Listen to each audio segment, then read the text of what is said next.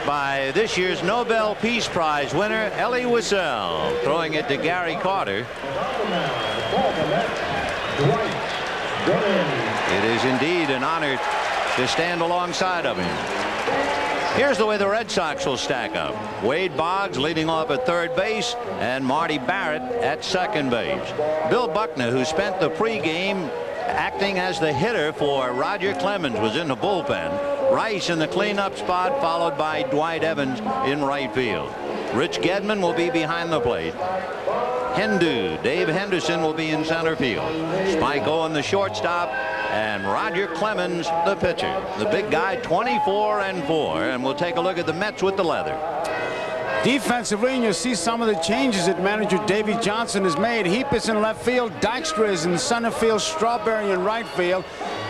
Johnson at third base. Ray Knight is on the bench. Santana at shortstop. Backman is at second base. Hernandez at first base. Carter behind the plate, and Dwight Gooden on the mound.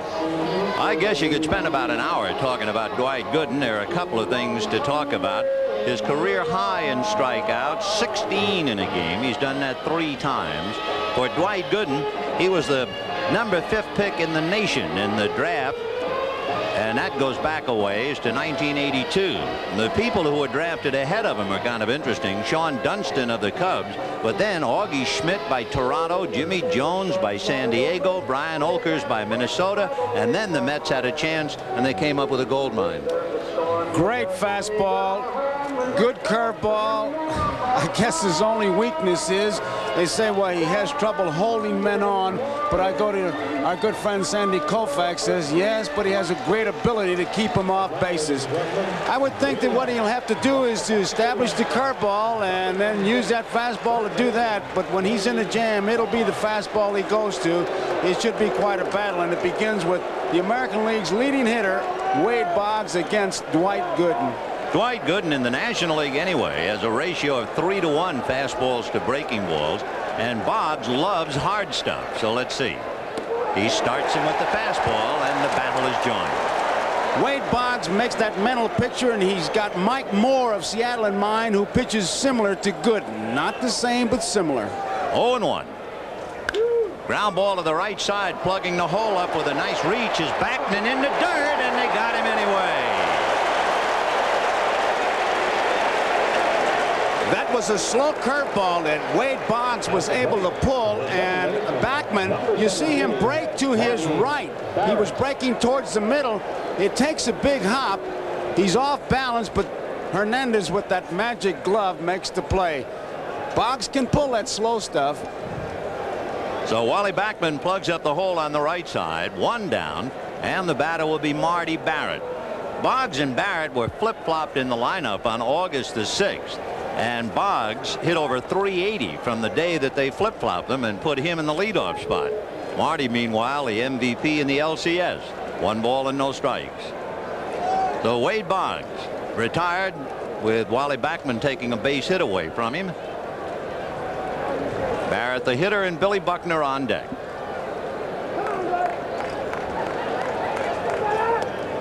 A little low, ball 2. That shot we had on the bench, you could see Gedman really straining to take a look at Goodman and talking to Boggs. This is a very conscientious young man. I remember Fisk saying he just bothered him all the time. He wants to know everything, and I'm sure he wants to know how big did that curveball break, because it looked like a let-up on the curveball. But to Barrett, Gooden is throwing nothing but fastballs, 2 good ones, although he's missed the strike zone. 2 balls and no strikes the count. And that's in there at the knees, 2-1. It's interesting that Dwight Gooden began the league championship series. He was the loser in that brilliant 1-0 Mike Scott first game, and he went 10 innings and did not have a decision in game 5. First time he ever worked an extra inning game in his career. Ground ball to Backman, big hop, got him anyway. Boy, I'll tell you one thing, the infield here at Shea is still hung over from the celebration. We talked about it last night. There's some bad hops in there, but don't blame the grounds crew. Here's a good close-up out over the plate. He goes to the right side. It hits right at the lip. Keep in mind, they had to put 22 yards of topsoil, some 5,000 square feet of sod, and then they had to grade it. Not only did they tear up the sod, they made holes, and the ground crew really did a great job, but there's some bad hops in there. Bill Buckner with the bad leg and all. He said he spent the summertime when he had the opportunity watching the New York Mets on cable television, so he is quite familiar with them. Out of the mid of Gary Carter, ball one, 1-0. The defense expects Buckner to pull the ball in center field. Dykstra, you can see, is look where he is to the right side. A lot of room in left center field, so they expect him to pull the ball. And yet, when you look at the American League scouting report, they'll tell you that Buckner loves the alleys. He'll hit from left center anywhere into right center. So we'll see what he does against Gooden. Billy Bucks with 2 out in the first inning, no score. And he hits it foul off third down the line out of play. If you're like I am and you look at this matchup tonight with Gooden and Clemens and you wonder, how do you prepare? Who pitches batting practice on your team? Well, for the Red Sox to get ready for Gooden, 56-year-old Bill Fisher and shortstop Glenn Hoffman, they were pitching batting practice. Who pitched for the Mets to get them ready? Greg Pavlik and Bud Harrelson. 1-1. Line drive, but it's right at Santana.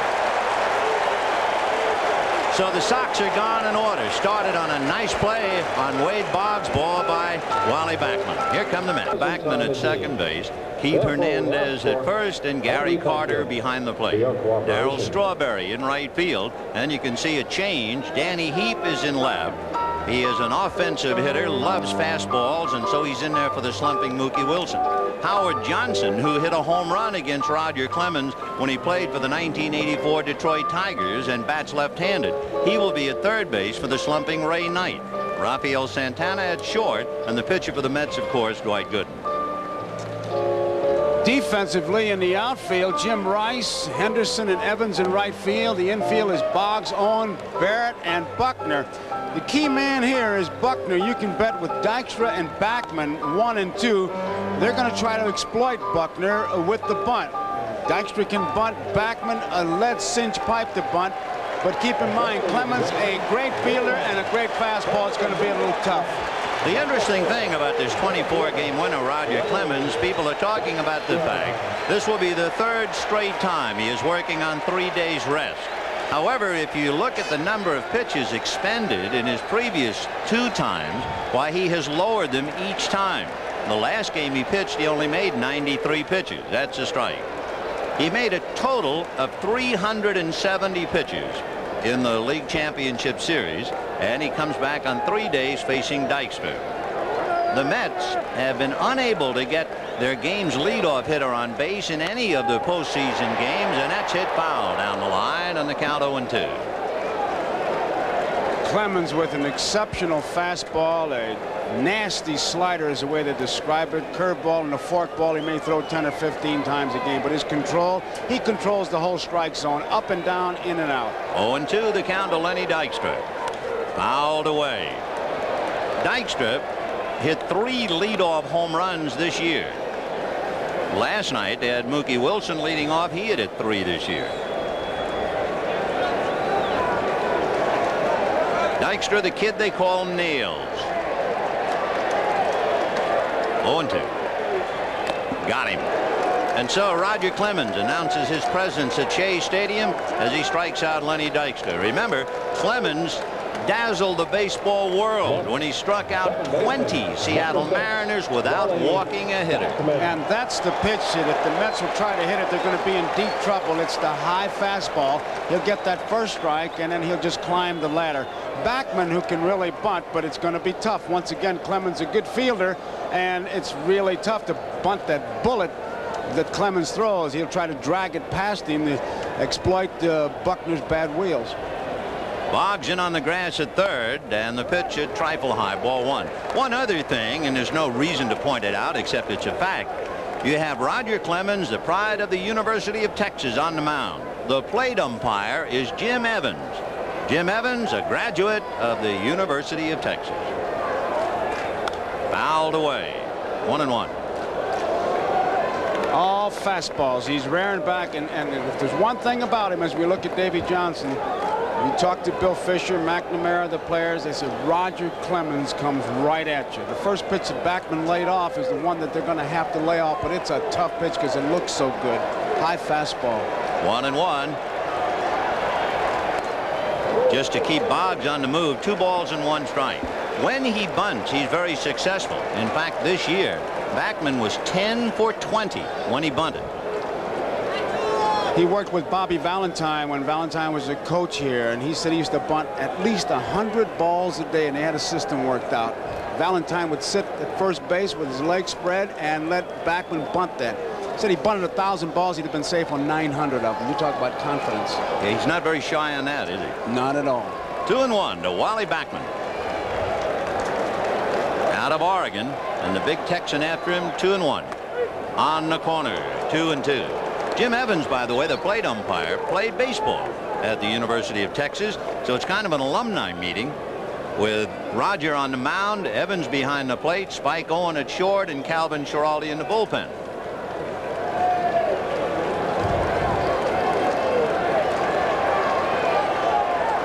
Two balls and 2 strikes to Wally Backman. Fouled away, and boy, he was overpowered on that one. He didn't get around on it.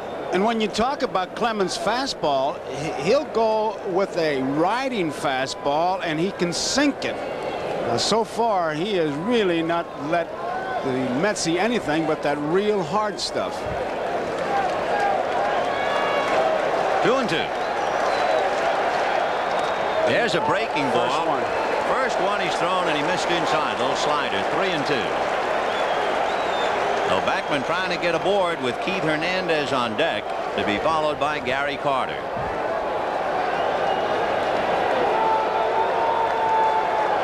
Three and 2. And he walked him, and that'll wake up the ballpark.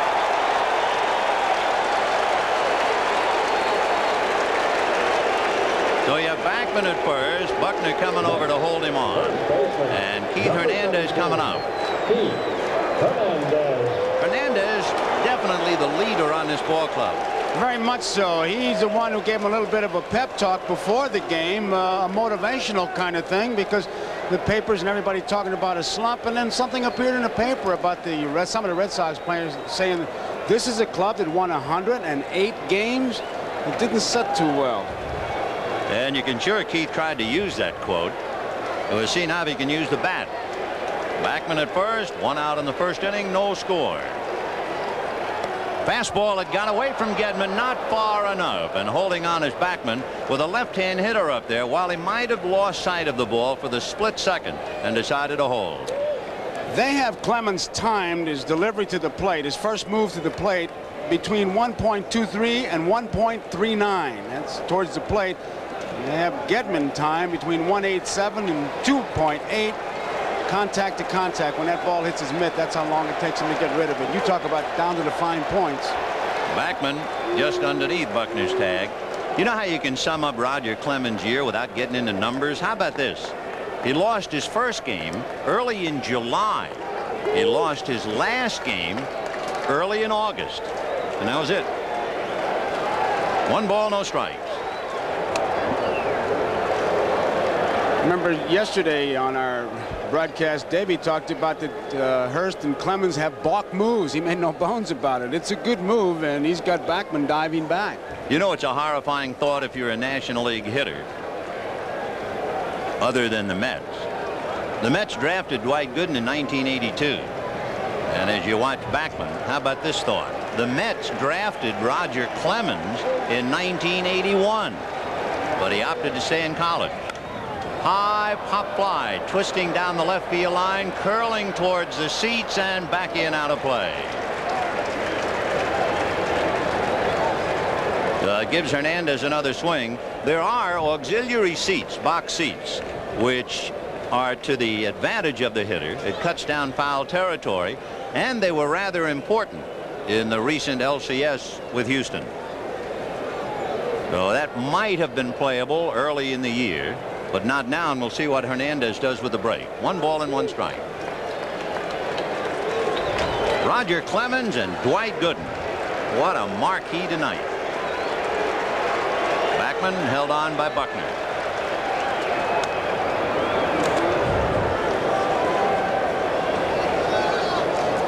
Hernandez is a hitter. It's tough for a catcher with him up there. He's pretty straight up. He kind of screens you, and you'll need some help from the bench if Backman breaks.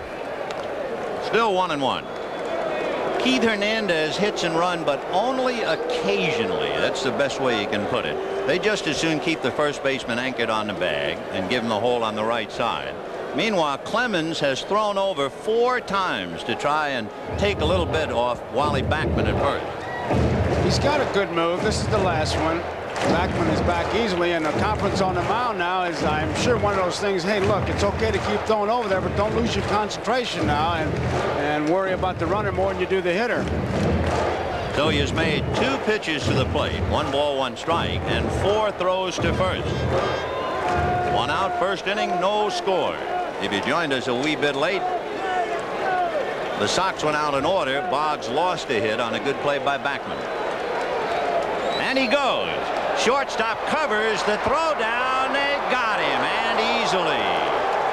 Spike Owen opened up the left side, and Rick Gedman does it again. He makes a good throw. He kind of broke back. You see that left foot as he started for second base. He didn't get real good footing. Gedman got rid of that ball in great shape. Watch him now. He's almost 3/4, and he gets more on that ball than you think he does. And actually, Owens had to wait for Backman. That was a sensational throw. Right on the money from Rich Gedman. And of course, he had a good pitch to handle it. Good fastball. Now the pitch is high, ball 3 to Keith Hernandez. 3-1. Infielders love that ball when they get it and just drop their glove. They love it. Remember, Keith led the National League in walks, though he's a very patient and selective hitter. 3-1. Meanwhile, Wally Backman muttering to himself. Cut down at second base. 2 out in the inning. No score. First inning. And he has a look for ball 4. So back-to-back walks. But you have 2 out, a runner at first, and Gary Carter coming up. Clemens high in walks this year. He walked 6 in a game. But the amazing thing in that game, when he struck out 20, he didn't walk anyone. So here's Gary Carter, struggling with the bat, as you know. Nevertheless, representing a threat. What the Red Sox do is they fill up the middle. Marty Barrett is over to his right. Spike Owen is deep and slightly to his left. Carter, certainly in the postseason play, has been hitting the ball up the middle at all. And last night, he broke his bat while singling up the middle to center. Ball 1. I asked him about that. I said, it looked like hit off the end of the bat. He said, I thought I hit it pretty good. It was a brand new bat. It just exploded as you take a look at that defense. Gedman constantly checking with his bench. You can see him taking a look. He wants to know if they want to put a play on. 1 ball and no strikes to Gary Carter.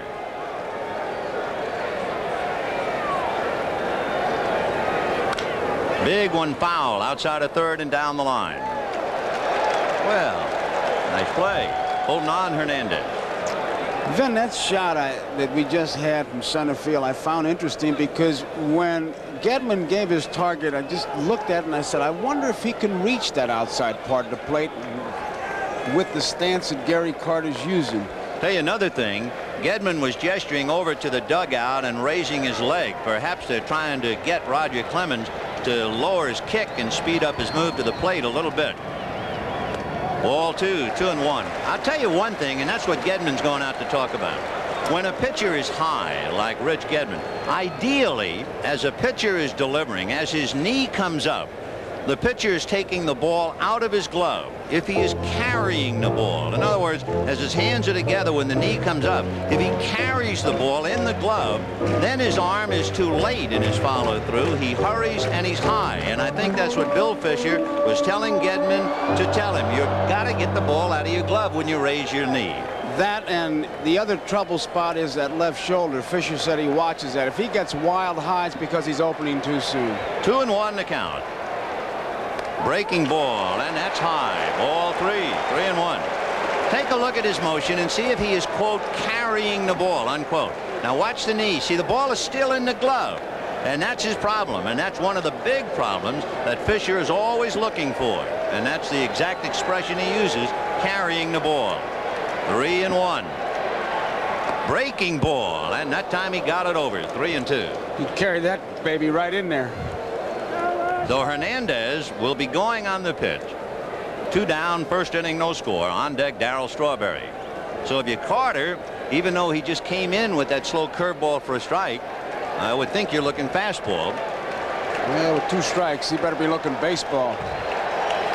Hernandez ready and go. 11 strikes, 11 balls. They'll be watching that. Rice takes off. Ball 1, 1-0. Top of the second inning, no score in the ball game. Jim with big numbers as usual. Ball 2, 2-0. Dwight Gooden had only 38 games in the minor leagues before he came up. And early in his career, he was at a stage where he had won 9 and lost 8. He's in the dirt. Ball 2, 2-1. He went from 9 and 8 since that time to win 49 and lose 11. He has become an Olympian, this kid who came to the Mets in the year of the Olympics in '84. 200 strikeouts this year. He is the only pitcher in the National League to have 200 or more strikeouts in his first 3 years. And when you realize he's not even 22, he is truly remarkable. That's in there. For instance, when they were 22, Spahn, Alexander, and Cy Young didn't have any wins. Walter Johnson had 32, Christy Mathewson had 29, and Dwight has won 58. Kid Nichols, the old Boston team back in 1890, had 57. The point being that Gooden is already off to a tremendous start.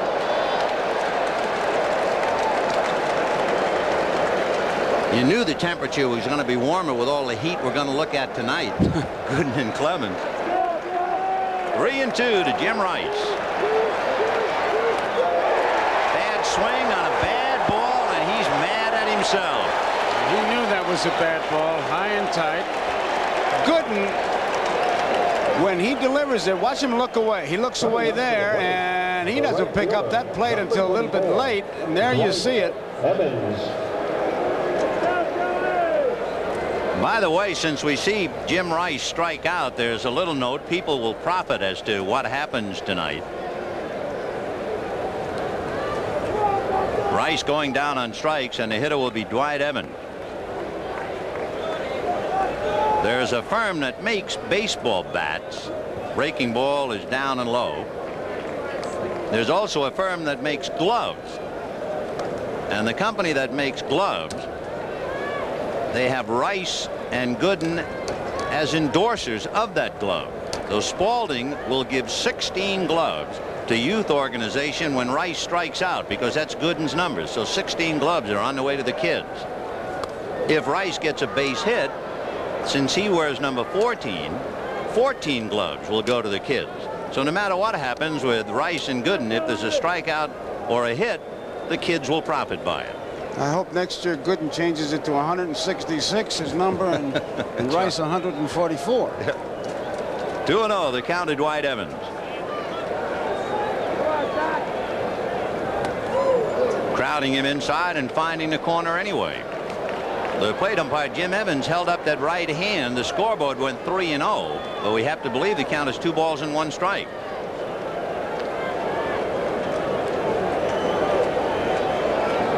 Evans is the best 3-0 hitter on the club. So let's see. That's a strike. It should be 3-1. Okay, he held his right hand up after he evidently called it ball 3, and the count 3-1. Dewey was second in the American League in walks behind Boggs. And he's on. Gooden's high, like Clemens, 6 walks in a game. And those are the fellows with the eye for the strike zone in the American League. Number 10. Both these pitchers, when they get in trouble, they have a pitch they go to. And I tell you, you don't need a radar gun to know what it is. You can do it by sound. It is their fastball. Well, Rich Gedman, who catches him, will now try to hit him. And remember, he is that rare left-hand hitter who likes the high ball. Which is a change for him, Ben. Little nubber up along first base and foul. reason I say that, I was asking today, and they said when he hit all the home runs, he was kind of swinging up at the ball with a little bit of uppercut, which is a Ted Williams kind of how you teach. And then with Walt Riniak and Charlie Lowther, he swings down at the ball, and his home run production came down, and that makes him a little bit better hitter with the high pitch, but his power has been cut down. That's one of the problems when you're learning to hit the Charlie Lau way. Now watch where his weight is. It's going to be on his back leg.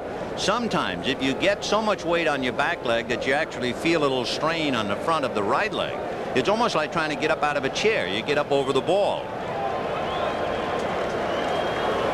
Foul back, 0-2. Let's take a look at that swing. They all get back. Watch that top hand come off. There it is. And of course, what it really means, like hitting a golf ball or a baseball or even a tennis ball, the transference of weight. And the K's are out. 0-2 the count. Gooden has struck out one. Clemens has struck out one.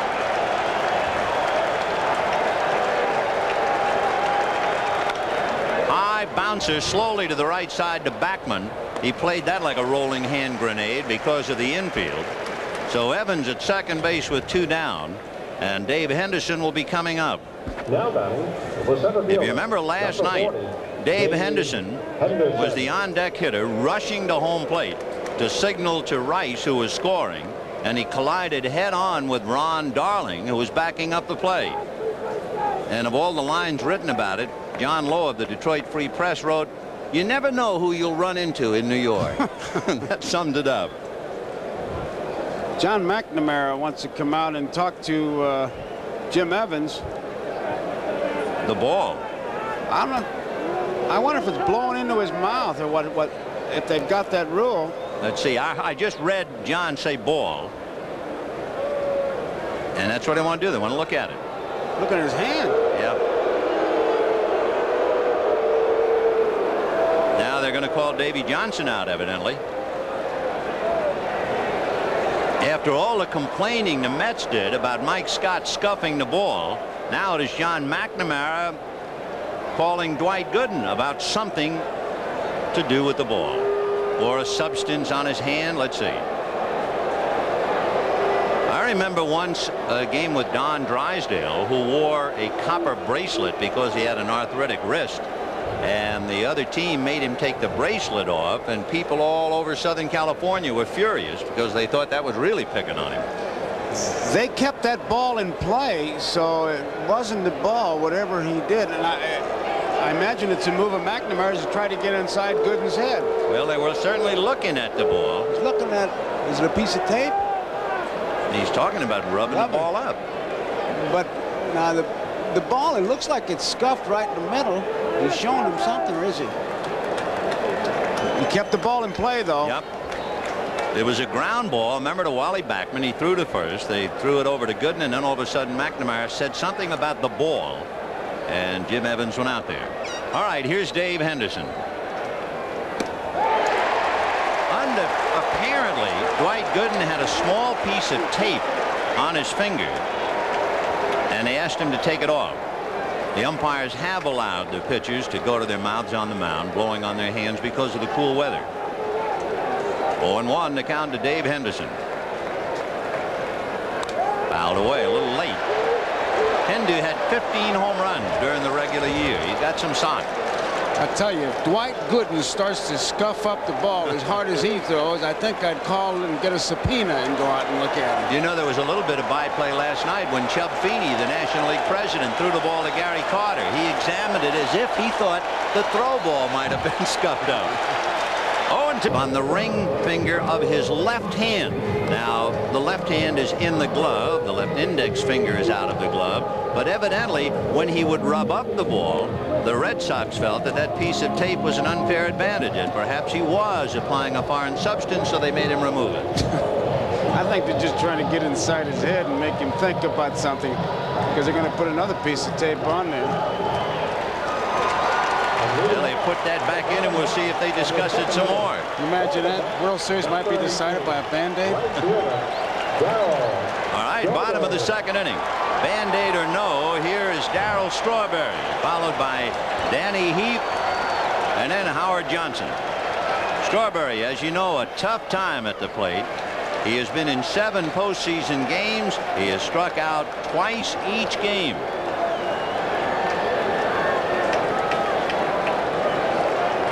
One ball and no strikes. Clemens with 1 strikeout and 2 walks.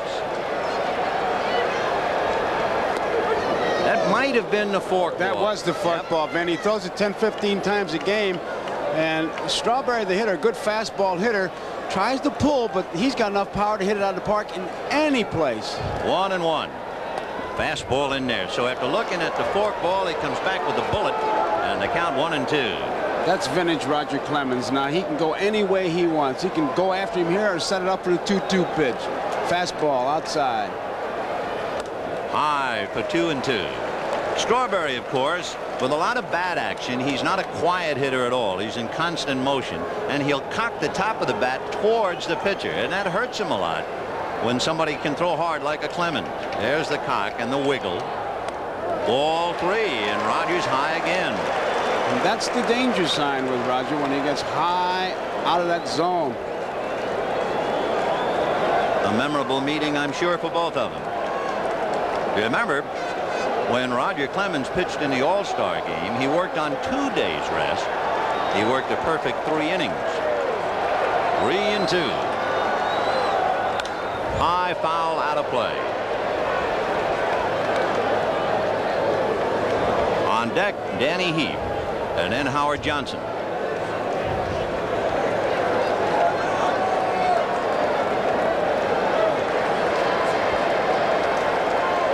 Three-2.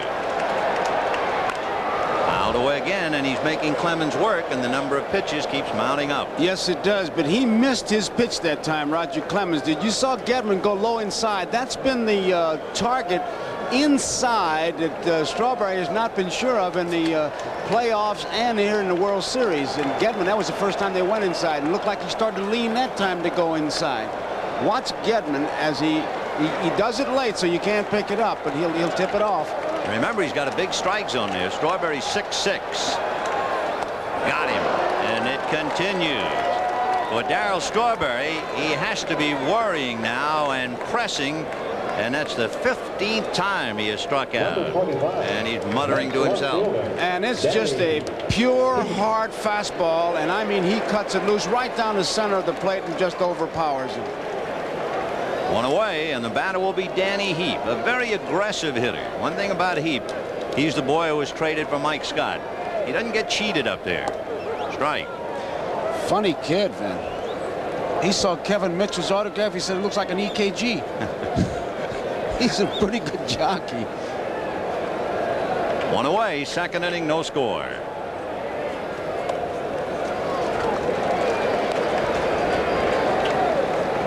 We told you in his 3 postseason games he made 370 pitches.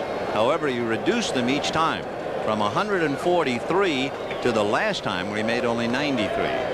So he's reasonably rested on 3 days.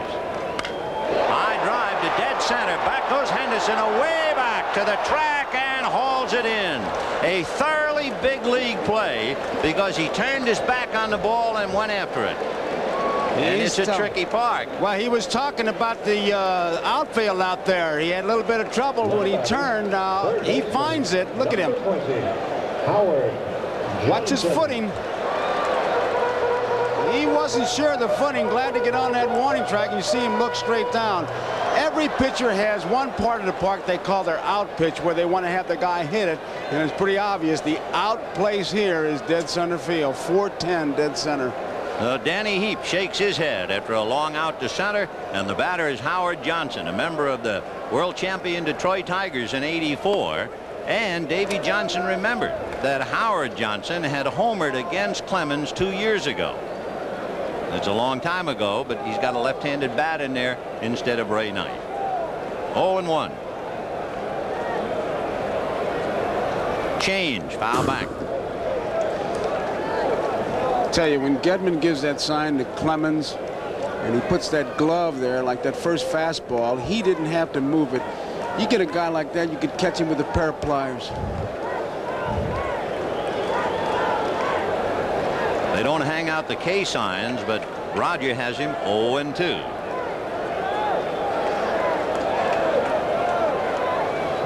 And the curveball. I'll tell you one thing, if you were in the business to manufacture those K cards, you could retire and move to the south of France with these two guys. Roger Clemens and Dwight Gooden. The K corner, Yeah. they got signs all over the place. 0-2 to Hojo, as they call him. On deck, Rafael Santana.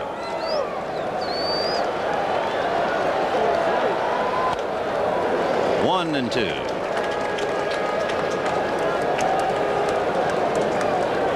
On deck, Rafael Santana. Fidgety as a cat.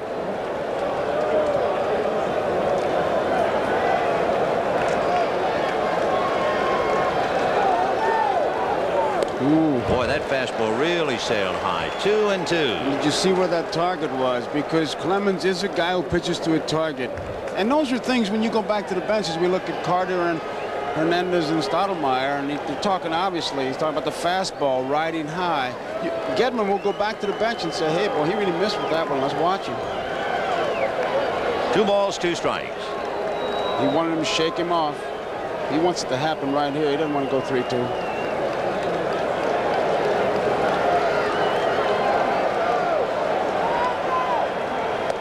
And there he is, high wild again. 3-2. And the pitches mount up. We'll see if they take a toll. Clemens muttering for a moment. Meanwhile, John McNamara wondering just how much can this young star take. And Davy Johnson wondering about his kid Gooden and how he'll do. 3-2. Fouled away. Breaking ball. The good pitcher will make it happen 2-2. He'll put good stuff on it 2-2, because when that hitter takes you deep 3-2, you're really kind of asking for it. And Clemens and Gooden, who we're looking at, both of them, they usually make it happen for 3-2. This is the 4th 3-2 count he's had. Fouled away. You realize what great raw natural talents they are. Dwight Gooden only 38 games in the minor leagues. Roger Clemens had only 19 minor league games under his belt, and they burst upon the scene. 3-2. If Gooden were pitching and you hear the crowd, they'd want to strike out. Now with Clemens, you hear the crowd, they want to walk. 3-2. Got him, and that is strikeout number 3 for Roger. And at the end of 2, no score. We'll be right back after these messages from your local stations, and it'll be Spike Owen, followed by Roger Clemens, and then Wade Boggs.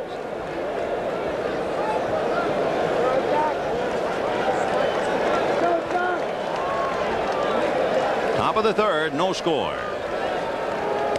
4-1. It's interesting when a left-hand hitter comes up who is a pull hitter. Owens is not. Carter, on a pull hitter, you can see his fingers below his body, so Backman can see him and pass him on to Hernandez. But Keith is way wide of first base, and he can see the signs. That's in there for a strike. 1-1.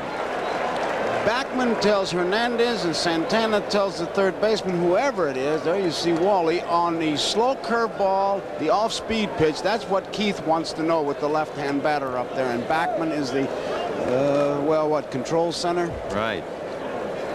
1-1 to Spike. He's staying with the fastball, and it's hit foul down the line. One of the words in the American League, they say Owen can't handle a breaking ball. When you have a fastball like Gooden, you challenge him with that.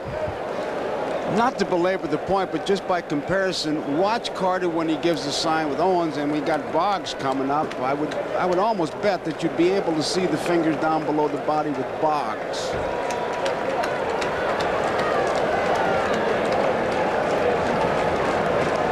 Gary doing a little politicking. Gooden, and of course comparison has to be made tonight, has struck out 1, and Clemens has struck out 3. And Gary hanging out a sign for all the world. One finger, is that a fastball on the knuckles? 2-2. Not very much changes. Fastball 1 is a curveball is 2. One big change about Dwight Gooden with a 2-strike count on Spike Owen. His strikeout ratio per 9 innings has changed. in his 3 years, from 11 to 9 and this year to 7. Off speed, tried to change on him. 3-2. Last sign you see is the one he's going to get. And he's pretty well protecting it because Owens is not going to pull that ball. Hernandez is way off first base, so he can really look in to see Gary Carter's sign himself. You get a pull hitter up there, though, and he'll have to get it from Wally. Well, looks like the fastball, 3-2. There it is for ball 4. That is the second walk.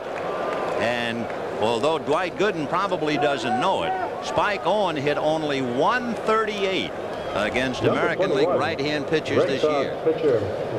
And you know that Roger Clemens will be bunting on the strength of what Hurst did last night. Now Gooden is talking and he wants to know who's covering, and they're going to protect everything. And when they took batting practice, the one thing that the pitchers were bearing down on is bunt the ball. At third base, Johnson is already moving in, and you can bet Hernandez has set up his thing with Gooden. He'll be charging in.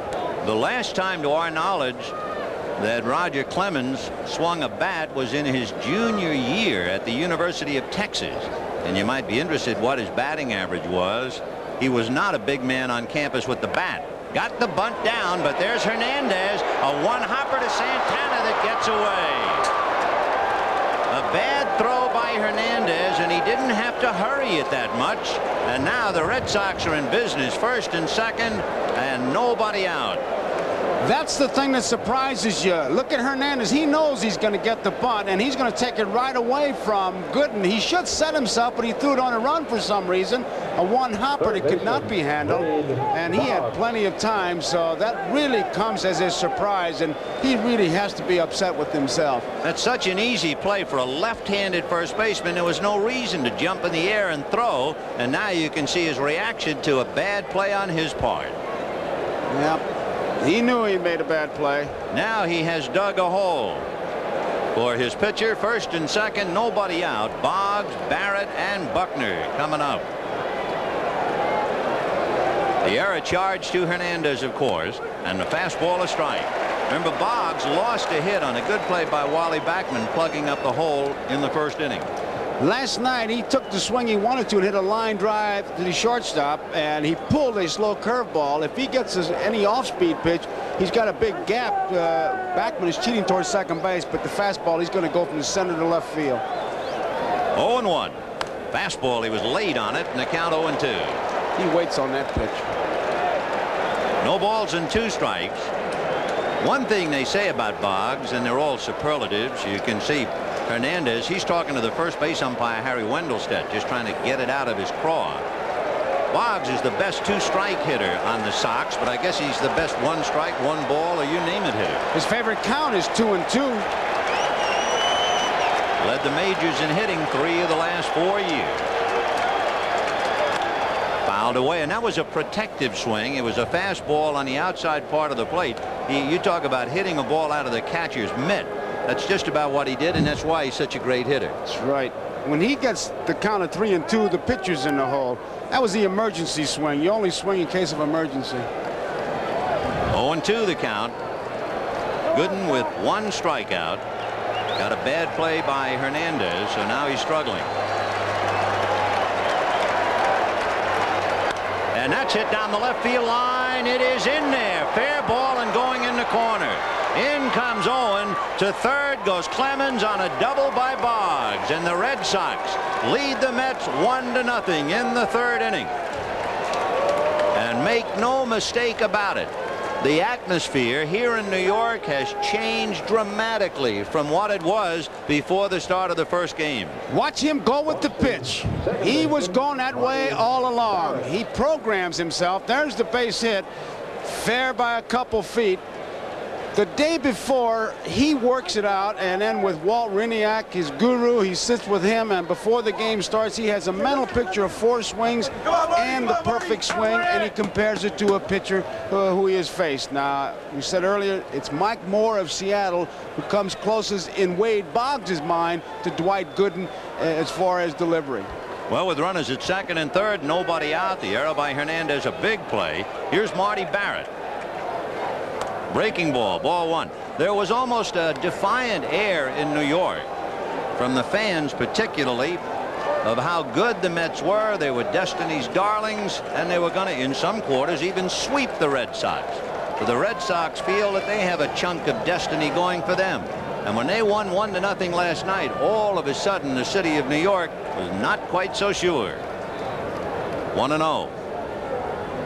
And that's hit into right field, and that's a base hit. In comes Clemens, holding at third will be Boggs, and you have first and third. 2-0 Red Sox in the top of the third inning. And once again, it's Marty Barrett who's in the middle of it, and Johnson motioning that we're going to try to get to. The big base hit by Boggs gets us started, and Barrett, one of those guys, just comes up and keeps it going. And you knew he was going to get a piece of that ball. He was going to hit it to the right side, and right side deep. If he gets a ground ball, they were going to pick up a run. I tell you, the playoffs and the World Series have really shown what a good ball player that Barrett is. And what a fine club the Red Sox are. As we mentioned at the outset, in history, only 6 teams down 3-1 won the postseason contest. Pittsburgh and Washington in 1925, the Yankees in 1958, Detroit against the Cardinals, Pittsburgh, Baltimore, and of course last year Kansas City at Toronto and Kansas City against St. Louis. Well, here come the Red Sox. 2-0 Boston, and Bill Buckner trying to really drive one into Gooden with first and third and nobody out.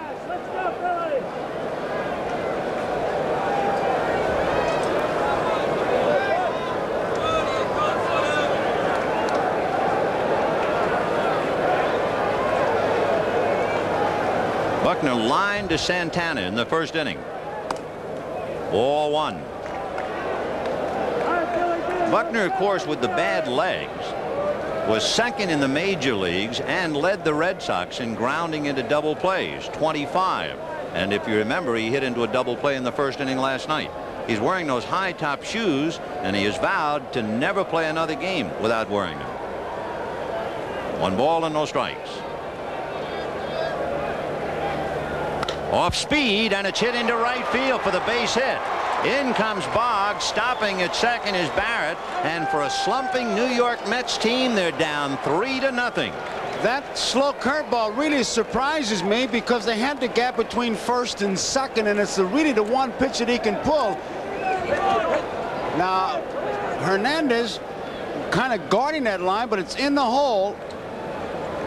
Boy, I would think they'd go with Smoke. No, I'll tell you one thing about it, Joe. I do know that one of the scouting reports said if you throw changes and off-speed stuff to Buckner, he will hit a ground ball. And they're thinking of the double play, but instead he singled to right. Yeah, but when you got that big gap between first and second, and talking to Hernandez before the game, that's the one thing he wants to protect against is that slow curveball. With the man on, he can't get off that far. That's the one ball you can pull, and you're looking for the ground ball, granted, but I think with Gooden, I don't think I'd throw him that lollipop curveball.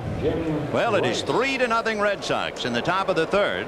They have 3 consecutive hits after the error by Hernandez. A double by Boggs, a single by Barrett, a single by Buckner, and now here's Jim Rice.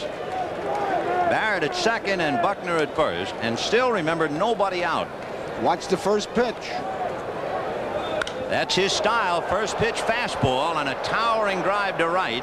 The runner at second, Barrett, will tag. Strawberry for the catch, and Barrett will move over to third. Buckner, of course, staying at first. So Rice a long out to right, but he does pick up one man 90 feet. The reason you say that, after all that, you think that maybe the young pitcher will be thinking about the slow curveball, the bouncing ball. It could have been a double play, and it wasn't, and the run isn't, and all that. You say he might just let up a little bit to get ahead of me, and a good hitter like Rice not going to let you do that. A very, very somber and quiet and less than optimistic New York Mets bench. It is 3-0 Red Sox in the third for a team that hit 189 against Houston, and for a team that was shut out last night, and a team that has failed to score in the first 2 innings tonight. They're carrying around a heavy weight. Here's Dwight Evans, and that off-speed slow curveball for a strike. 0-1. Standing at third is Marty Barrett. Bill Buckner over at first. 1 away. 3-0 Boston, top of the third.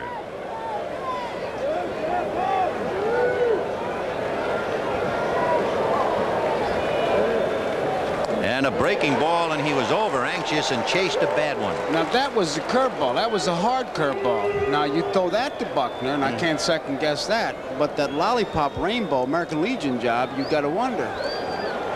0-2 the count to Dwight Evans. 3 runs in the bank for Boston, and they have runners at first and third with 1 out. 0-2. Time.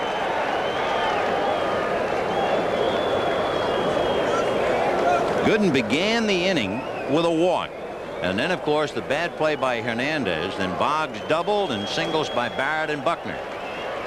Fastball, and that takes care of him. Foul tipped and held by Gary Carter.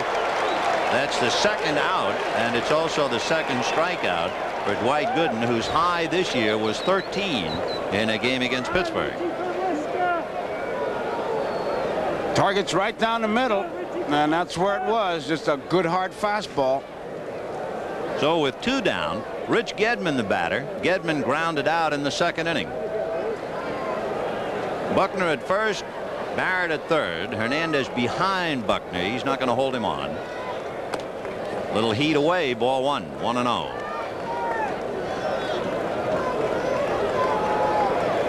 Gedman swinging a big bat and carrying a gun. He's done a great job on enemy base runners. 1 ball and no strikes. 2-0.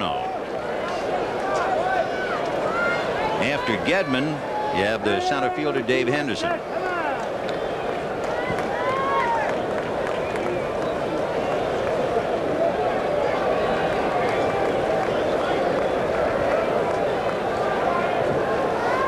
Fastball fouled away.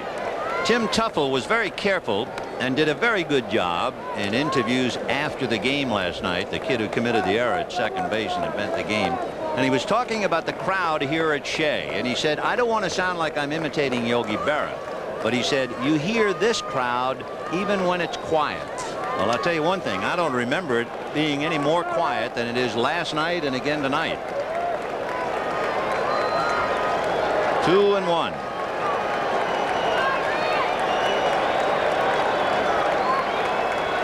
Fouled away, 2-2. There was the classic Charlie Lau, Walt Winiak swing. When he finished up, the hand was off and the bat was way back in the air. Watch it. Watch that top hand come off and watch that bat. Yeah, we saw it last night until finally somebody hit Carter in the coconut. That happens all the time. I think Bob Brenly, the catcher, had the best. He said, catching all year, when you go home at the end of the year, you feel like a used car. Is it true you caught without a helmet? 2 balls, 2 strikes. I won't answer that. Almost got a piece of him. And what it's going to do, and it's not much of an advantage, but when you have a one-legged runner, it's an edge. On a full count and 2 down, Buckner will be going. It might be a long trip, but he'll be going. It gives him a chance to kickstart his body is what it does. Barrett down the line from third. Buckner ready to go at first. 3-2 to Rich Gedman and 2 out. 3-0 Boston, top of the third. Roger Clemens probably shocked the nation, not to mention what he did to his own system and to the city of Boston when he blew a 3-0 lead in the 9th inning to the California Angels. 1-1. The Mets in the third. 3-0 Boston. Santana will bunt, and he will either drag or push sometimes, and the infield is back. Foul back. However, if you are a bunter, you would much rather bunt on a breaking ball, and here you got a guy with high heat. He doesn't figure to get many chances to lay him down. It's going to be tough. We mentioned, especially with Dykstra and Backman, excellent bunters. Roger, in addition to throwing hard, he's a good fielder who protects his position. 1-2 the count to Rafael Santana. Fouled away. Santana, yet another youngster coming from the Dominican Republic to play in the big leagues. You can call off a litany of names. One of 8 major league shortstops from the Dominican. Mariano Duncan, Jose Uribe, Tony Fernandez, Rafael Ramirez, Julio Franco, Alfredo Griffin, and Andres Thomas. all from the Dominican Republic.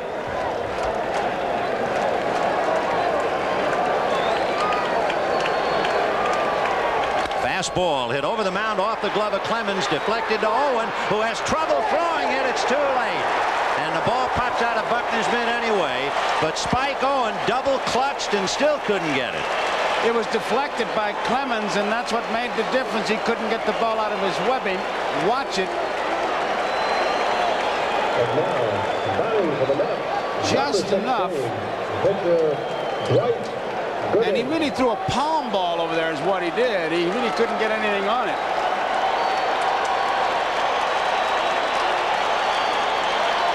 Kind of a funny hop, and he couldn't get a good grip on it, and it just kind of lobbed over there, an infield fly throw. The interesting now with Dwight Gooden, he's not a bad hitting pitcher at all. The National League, they like to keep the ball down on him. He is also a good bunter. He has sacrificed 13 times, and that's what they want him to do in the air. Off the glove of Buckner. He is not going to have a play.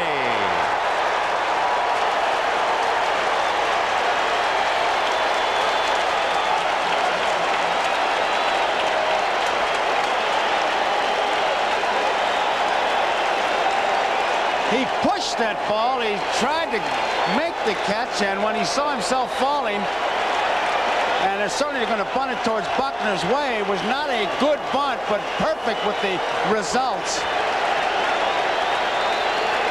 And suddenly the Mets and their fans come alive on two infield singles, one off the glove of Clemens, and now the bunt to Buckner. And Davy Johnson rubbing his eyes, hoping the Mets will wake up offensively. And Lenny Dykstra followed by Wally Backman. 3-0 Boston. The big meeting on the mound, they're going to try to set up a defense, and Dykstra, a tough man to double up. We got it going. John McNamara placidly looking on. He is not one to show much emotion. In fact, you alluded to the quiet Marine, Gil Hodges, last night. He runs that ball club, and Davy Johnson has put his play on. Boggs is expecting a bunt. He's kind of moving in there. Dykstra can do most anything. Fake the bunt and hit it down there. I don't know if he's bunting. I would not be looking for it. Santana at second, Gooden at first, nobody out. And he's going to bunt. That's a good one. Over to get it is Boggs. The throw to Buckner got him. However, he runs his mutters along, and there are second and third with one out, and Wally Backman coming up. He was bunting for the base hit, and it was a beauty executed because it took a good play by Boggs. Watch this. Boggs is back. Dykstra thinks right between Clemens and Boggs. Good play by Boggs. They'll rule out a sacrifice to advance the runners, and now with second and third, as Dykstra has moved them up a notch, the batter will be Wally Backman, followed by Keith Hernandez. Santana at third, Gooden at second. Remember, all last night we marveled at how the Mets failed to challenge Buckner with bunts. Well, it has already put the Mets in an offensive position here in the third, but the Red Sox lead 3-0. And the ball hasn't left the infield. Ball one. This is a kind of an inning that could get a ball club started. And Buckner is deep on the right side. He can't afford to charge a left-hand hitter if you think that Backman can pull. Remember, he was second in the National League in sacrifices, so you know how well he bunts. San Francisco's Rob Thompson led the league. Fisted, foul down the left field line and slicing well out of play. And the count 1-1 strike. In the inning, Santana, a high hopper over the mound, off the glove of Clemens, grabbed by Spike Owen, who had trouble with it, threw late to first. Gooden bunted, a little pop bunt. Buckner a sprawling attempt and couldn't handle it. Dykstra bunted them along, so 3-0 Boston. Second and third, one out, and Clemens trying to drill Backman. 1-1. Ground ball up the middle, base hit. In comes Santana, and they're going to hold Gooden at third. Bud Harrell Burleson down the line to stop Dwight, and that will bring up the man whose error contributed so heavily in the top of the third, Keith Hernandez.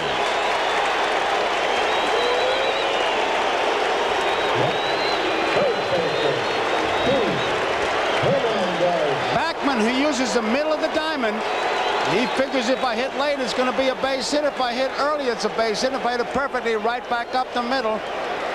Hernandez's error was the Mets' second error, and here it is. They committed only one error in the championship series. There's his throw. And that's the play he wants to forget right now as he checks in against Roger Clemens. Dwight Gooden down the line from third, Wally Backman at first, 1 out and 1 in. That's the fork ball in there for a strike, and the count 0-1.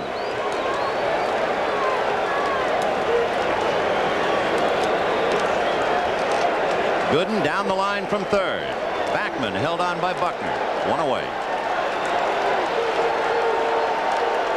Al Nipper is up in the Red Sox bullpen. 1 ball, 1 strike. Nipper was up same time yesterday back at Bruce Hurst. There's Al.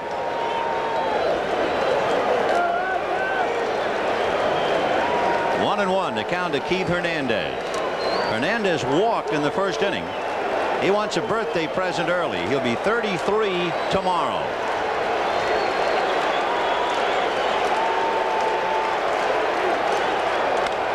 Little foul off third. It will not be playable. When you look at this inning, then you can see why when you scout this Mets ball club, you say you got to keep that Dykstra and Backman off the bases, because they are the table setters. They are the catalysts. They make it happen. Dykstra trying to beat out the bunnies. Even with the out, he picks up a couple bases. Backman comes up, he gets the base hit. Now the big guys are up there. 1 and 2 the count to Keith Hernandez. Remember, Clemens has struck out 3. He has walked 2, and the count 1 ball and 2 strikes.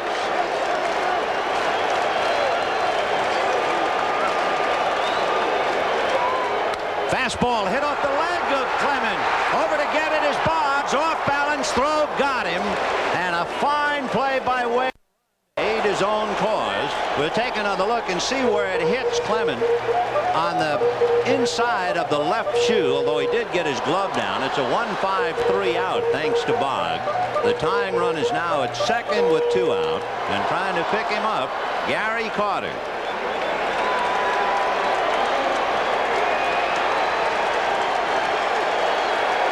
The Mets had gone 11 innings failing to score, and now break that with a deuce here in the third.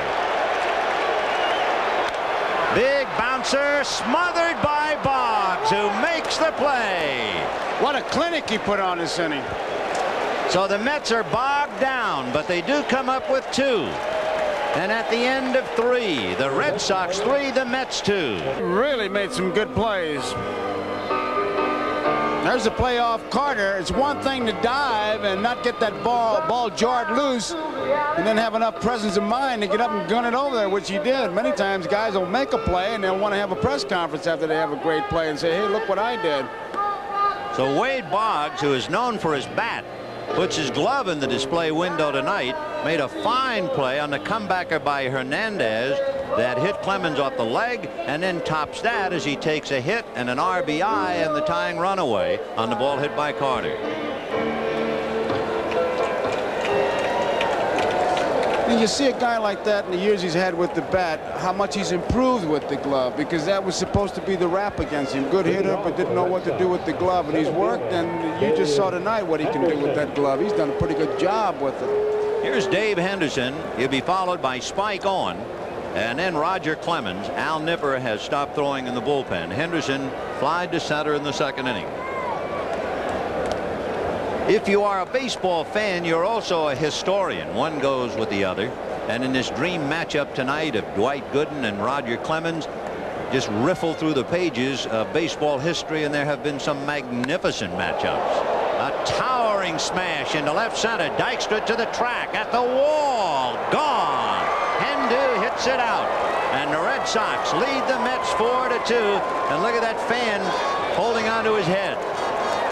And there's nothing that'll deflate a ball club and pick up your own club more than what just happened here. The Mets came back and momentum is going with them, and now the first batter comes up. He says, hey, forget that momentum. I'm going to take it back, and he hits the home run, and you can see it on that Red Sox bench. He really answered the runs by the Mets with this tremendous home run. I mean, it was up there a long time. It could come down with some little ice caps on it. The interesting thing about Dave Henderson, he doesn't hit home runs at Fenway Park. The people in Boston have seen him do it on television. He has yet to hit a home run at Fenway in a Boston uniform. The pitch now to Spike Owen. You remember his one hit against the Angels in Anaheim, a big home run, and it's happy time in the Red Sox dugout. That's the kind of home runs Ralph Kiner used to hit. High, towering jobs. It just went on and on. You could show movies on them as they went out towards the fence. 0-1 to count. Good breaking ball, strike two. With Gooden and Clemens, and you think about some of the great matchups, starting with Red Ruffing versus Carl Hubbell, and Bob Feller against Johnny Sain, Warren Spahn and Whitey Ford, and Sandy Koufax and Whitey Ford, and Bob Gibson and Denny McClain, and Tom Seaver and Catfish Hunter, just to mention a few. Ground ball up the middle.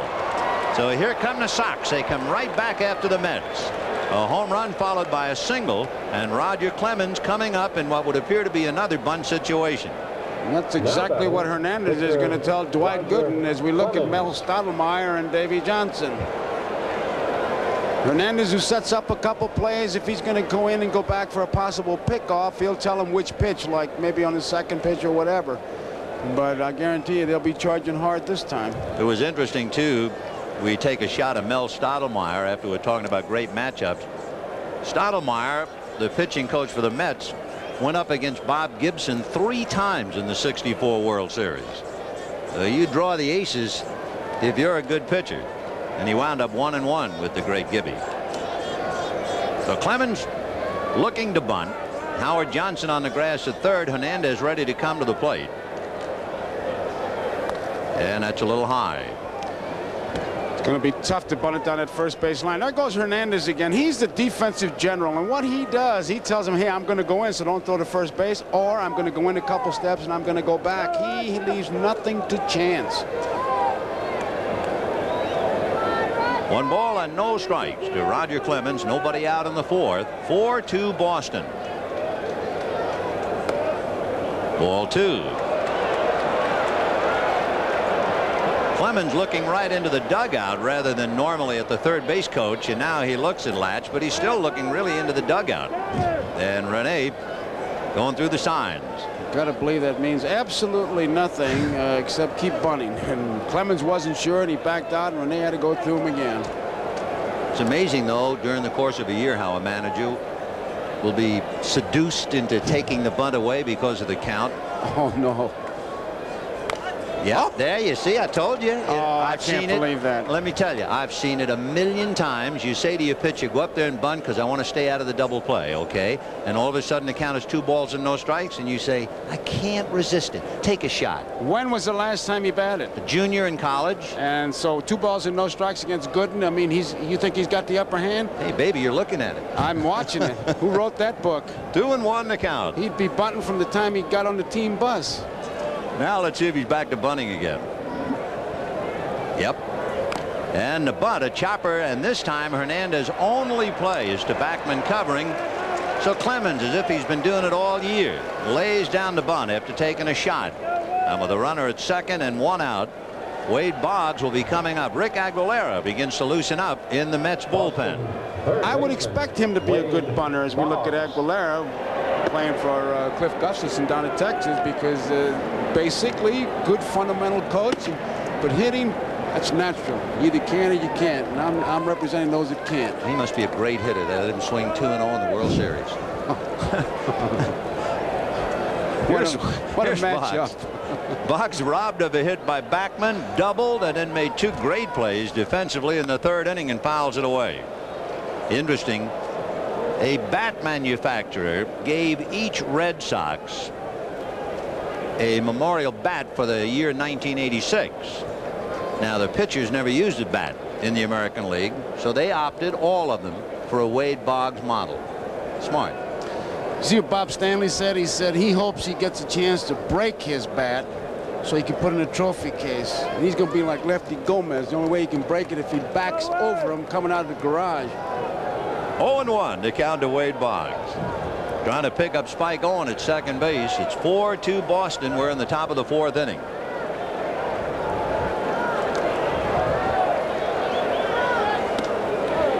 One and one. Vin, it's interesting that Dykstra is now pretty much straight away.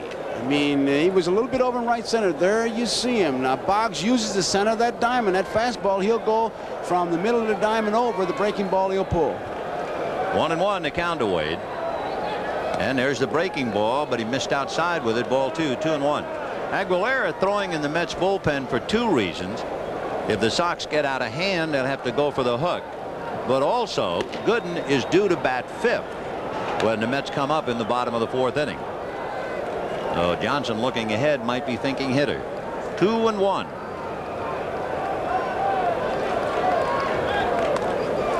Ball 3. On deck is Marty Barrett. The shortest outing for Dwight Gooden this year. 4 innings. The Giants chased him out, and the Reds did it in 4. Well, we're in the fourth tonight. 3-1. And on the hands, and they got to play at third. Santana goes to Johnson. A bad base running play by Spike Owen. I don't know where he was going. He just took off when the ball was hit. He'd like to take it back, and there's nothing Latzman could do because it was an easy play for Santana. That's the kind of a play that the coach tells you it's in front of you. Make sure he gets through there. Now he knows he's in no man's land, and he's out from here to next Wednesday. So Spike Owen is hung out to dry without any dispute, and with Boggs at first and 2 down, Marty Barrett will be the hitter. Looks like they're trying to make a wish. Barrett grounded out and singled to right in the third inning. Strike. Red Sox 4, Mets 2, top of the fourth. He wanted to hit that pitch with first base, a little gap between first and second. That's where he likes to punch that ball, and he steps right into it going to the opposite field. Remember, he got that ball down and away last night. It was a perfect pitch for him because he likes the ball away. In there. 1-1 to count. 2 down, a run over in the fourth on the home run by Henderson. Wade Boggs aboard on the fielder's choice. There's the area between first and second. You just saw the way they line up. Dykstra's a bit over in right center field. They give him all of the left field line and corner. And he goes the other way, inside first and down the line. Strawberry over to get it. Barrett will hold it first, and Boggs goes to third. So he likes that ball out there, and the Mets, who were burned last night, are burned again tonight. And Marty Barrett is 2 for 3. That is not an accident. That's just good hitting. He goes that way. A contact hitter. He was trying to hit the right field. Down the line it goes. And normally that should be a 2-base hit, but because he goes that way, they were playing over that way, and he could only get a single, but he keeps it going and gets Buckner up there. So Gooden, who has not worked since the 14th of October, he is certainly well rested, and that was the first time in his career he pitched more than 9 innings. He had a no decision in 10, and Mel Stottlemyre on the phone to make sure that Rick Aguilera is ready. Bill Buckner is ready at the plate with runners at first and third, 2 out, a run in, and 4-2 Boston.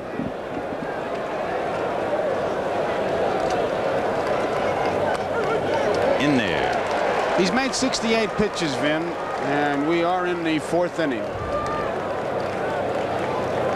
So if you multiply that by 2 and then add another inning, he is suddenly in the twilight zone in the 140s up in the 150 if he got to the 9th inning. But again, remember, he is well rested. Sisk has now joined Aguilera. 0-1. Fly ball to left field. Back on the ball is Danny Heap and puts it away. 1 run, a home run by Henderson, and the bad play by Owen deprived the Red Sox of another. And at the end of 3.5, Red Sox 4. Think about his pitches: his fastball number 1, slider number 2, his curveball, then his forkball. That's in order of how he uses them. 3-0 to Heap. 4-2 Red Sox. We're in the bottom of the 4th inning, 1 out.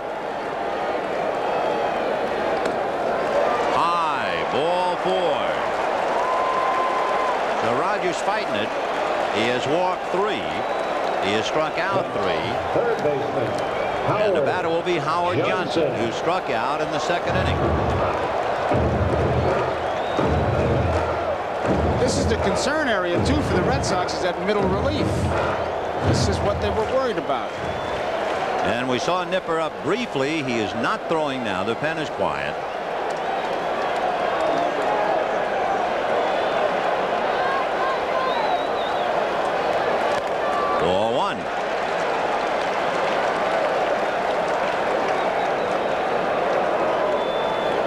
Marty Barrett just trying to let Roger perhaps cool off for a moment. Go right at him. And John McNamara, who lifted Hurst for a pinch hitter last night and said after the game, I know where my neck is. My body would have been in the Charles River if they had blown that one. That was the quote of last night. 1 ball and no strikes. Fouled away. As we mentioned earlier, Davy Johnson put Howard Johnson in the lineup tonight because of the fact he wanted an extra left-handed bat. Ray Knight is slumping, and Johnson had experience against Clemens 2 years ago in the American League. 1-1.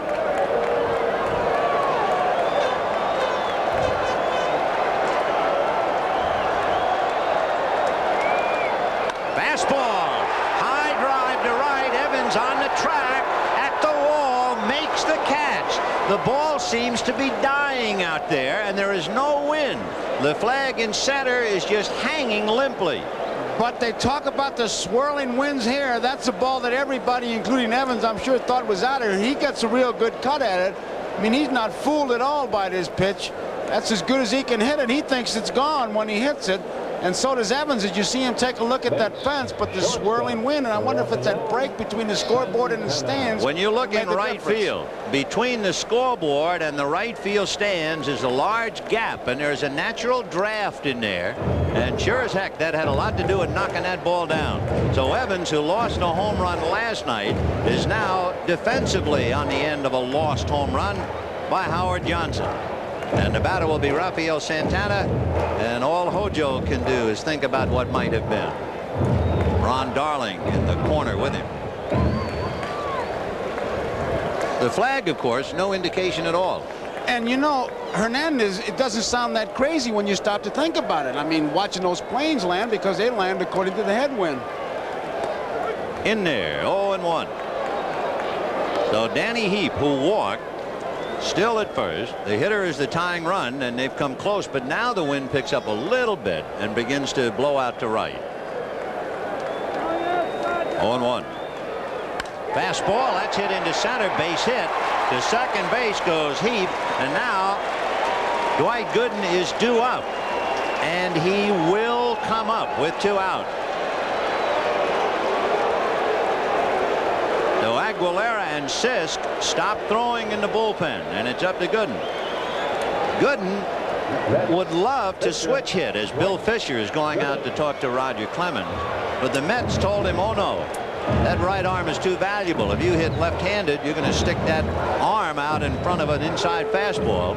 So he stays as a right-handed batter. And Nipper now gets up for the 2nd time in the Red Sox bullpen.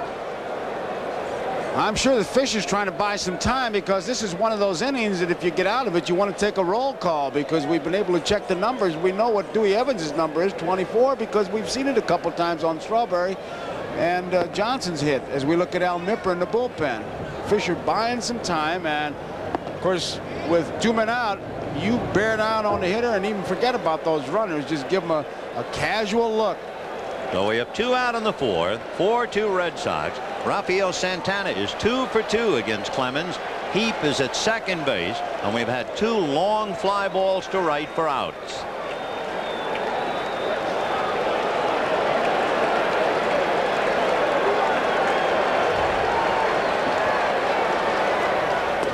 In there.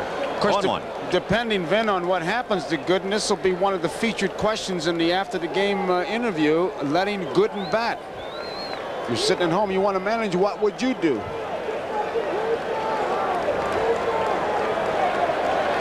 No balls and 1 strike. 1-1. you get the impression that after seeing the long fly balls and the single by Santana and the fact that for the third consecutive time Clemens is working on 3 days, that Johnson feels he's going to catch him. Well, Gooden hasn't exactly shut him down, though. Nope. 1-1. Late on a fastball, hits it inside first to Buckner, who feeds Clemens coming over. A nice play for Billy Bucks as Gooden hits it inside out. And the Mets come up short, leaving 2, and we'll be right back after these messages from your local station. A man alone with his thoughts, and who could blame him? A broken hand keeping him out of the '75 World Series, and an incredible 1978 when he remained the only player ever to lead the majors in home runs, triples, and RBIs, the MVP, and it wasn't good enough to carry his club into the series, but here he is now.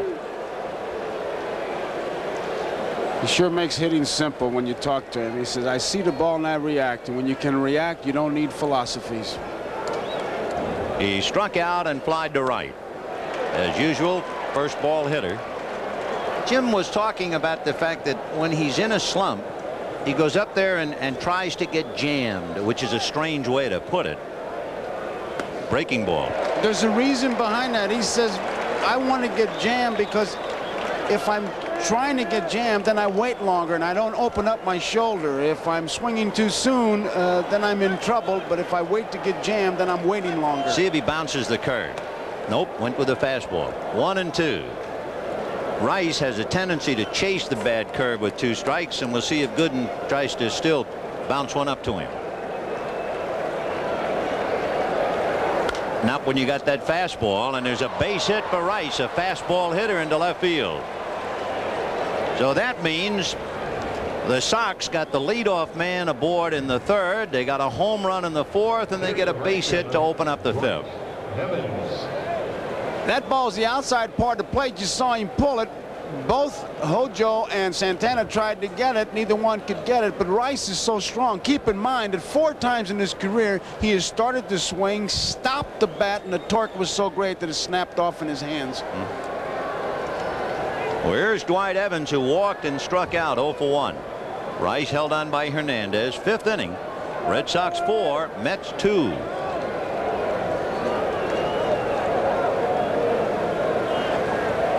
And there's a drive into deep left field. Heap just watches this one, and it's going to go on the pavilion top, on the roof. And Dwight Gooden is not good enough tonight. It is 6-2 Boston in the 5th inning. And oh, did Dewey whack that one. When you hit a ball that hard, that far, you're going up there looking for it, and I'm sure what dictated that looking for the fastball is what he did to Rice. We were all up there looking for the curveball, and he never threw it, and Dewey says, well, he must be having great confidence in his fastball. I'll look for it and jump on it, and he really does. And you know what you have to think of as you watch Dwight Evans going around the bases, Davey Johnson saying, why did I let Gooden bat? And the hitter is Rich Gedman. He made up his mind he was going to swing, because that was certainly out of the strike zone, and it was a fastball. If that would have been in the strike zone, you'd have seen another line drive. 6 runs, 8 hits for the Sox. Home runs by Henderson and Evans, a double by Boggs. Those 8 hits, only Gedman is without one. And of course Clemens, who was allowed to swing 2-0. I think that might be one of the more memorable moments of the series. You must have had a baseball coach at Fordham to let you guys do that. So there's Dwight Evans and Jim Rice. They have their club out by 4, and of course the show moves to Fenway Park. Game 3, Bobby Ojeda and Dennis Oil Can Boyd. Tuesday night, 1-2. Ojeda, the former Red Sox, 18-5. Boyd, 16-10. The natural Red Sox New York connection is even carried with a note of irony this year. In 1975, the Red Sox, who came so close with the Reds, were managed by Darrell Johnson. Darrell Johnson today is an advanced scout for the New York Mets. There's the curve, and that takes care of Gedman, but it's a little too late for that. Take a look at that breaking ball. You've heard so much about his fastball, but watch this bender. I think the thing he does when he looks away from the hitters is as intimidating as any pitch. You take a look at it, that's the slow curve. You can see it twist out of there. And Gedman, although he followed and kept his head in there, he was just a little bit out in front of it. But Gooden, when he delivers the ball, twice in his delivery, he looks away from the batter. Here's Dave Henderson, who really stung him in the 4th inning with a towering drive into left center field. Dave flied to center in the 2nd inning and then found the range in the 4th. 6-2 Boston. 5th inning. There's that slow breaking ball, but it stayed up. 2 balls, no strikes. On deck, Spike Owen. Mel Stottlemyre and manager Davy Johnson reflecting the mood of the ball club. Boy, that's on his mind too, that Gooden at bat. Another breaking ball strike, and the count 2-1. Davy Johnson had to rub his chin and think. There were runners at 1st and 2nd, 2 out in the 4th, 2 long fly balls to right. He had Aguilera and Sisk in the pen. He opted for Gooden to bat. Gooden made out on a good play by Buckner, stayed in to surrender 2 more runs here in the 5th, and that's been the biggest single decision of the game. 2-2. Watch when he delivers the ball, man. He'll look away. Hitters hate that right there. I bet. And there's a shot foul. It was off speed, and Henderson way out in front of it. That's like Valenzuela looking up to the bill of his cap. Same thing. The difference is he doesn't throw as hard as Gooden, and with Gooden you want to make sure he knows that you're there. Oh, you want to holler. You want to wear one of those orange jackets that you see the highway guys that work out there. You know, I'm over here, Dwight. Dwight stung by home runs, most he has ever given up in a game 2, and he's done that tonight. And he takes care of Henderson. That's 5 strikeouts, but right now that's just window dressing, and the batter is Spike Owen. He gave up 17 home runs all year, and Davy Johnson knows that's not the man he's been looking at. But as we said, Gooden has changed his pitching style considerably in the last 3 years, particularly in strikeouts.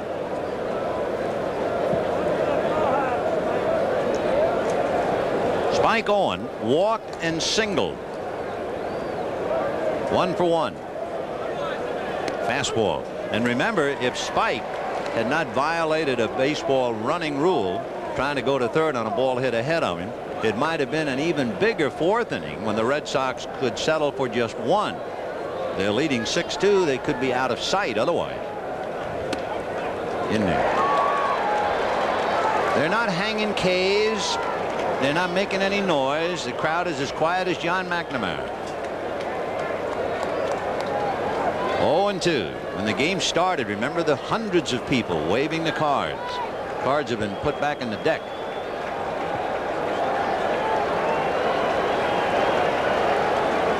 Ooh. 1-2. When the Mets bat in the 5th inning, they have Lenny Dykstra, Wally Backman, and Keith Hernandez.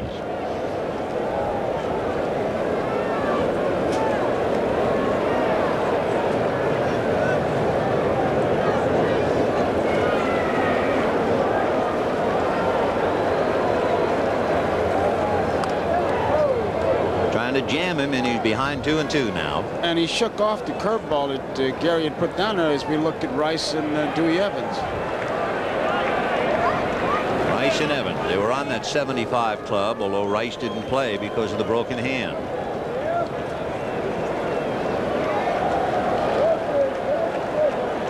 Two balls, 2 strikes, 2 out. Curveball, squirted foul on the end of the bat. I think that's the difference in Gooden this year and other years. He had a spike on in other years. He'd rear back and just hum it and come right at you. Now he's finessing him, trying to get him with the breaking ball. We'll repeat that again. In '84, he averaged 11 strikeouts per 9 innings. In '85, he averaged 9 strikeouts per 9. This year, he averaged 7 strikeouts per 9. Last year, he struck out 10 or more 11 times. This year, 5 times. So he's changed. 2-2. Curveball. So down goes Spike Owen.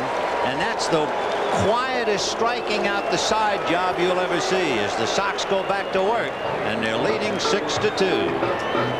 Dykstra has struck out and sacrificed 0 for 1. The Red Sox 6, the Mets 2, bottom of the 5th inning. Fastball hit in the air to right center. Evans trying to run it down and slides and came up with it. He was afraid of a collision, but what a play he made. And they're going to have a little visit out there in right center field. It looks like it's over his head, and Dewey, Second baseman, Wally. he didn't see that ball. Look at the way he kind of shied away from that. Tremendous catch. He lost that ball and found it once again right here. It looked like he was afraid of a collision, but he just shied away from it. What a play he made. Great play by Dwight Evans, and of course that does more to take the steam out of the Mets. And with one away, the batter is Wally Backman. I must say that Roger Clemens, even leading 6-2, and as great as he is very wobbly tonight. And all you have to do is look back to the 4th inning with those long fly balls to right. They're like two great fighters, just keep punching each other out, and legs are getting rubbery, but they're hanging in there. Backman has walked and singled. 1 ball, 1 strike. The Mets with 2 runs, 4 hits. Clemens has walked 3, and he has struck out 3. 1-1.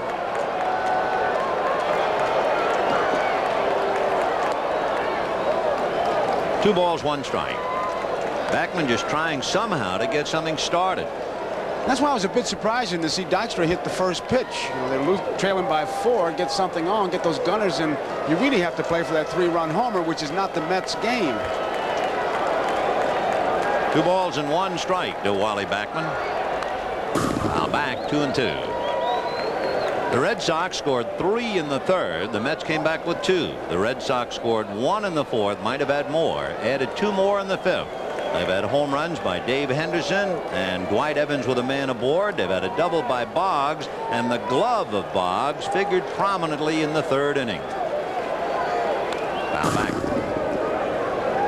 So 2 excellent defensive plays by Boggs in the 3rd prevented the Mets from at least getting tied. Had they been tied, that might have changed Davy Johnson's thinking completely relative to Gooden taking that at bat with 2 out.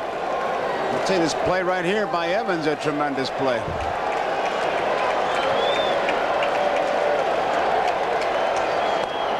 Ball 3.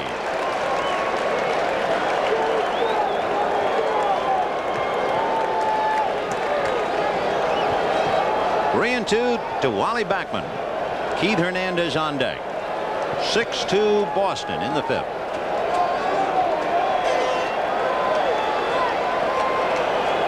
Way out.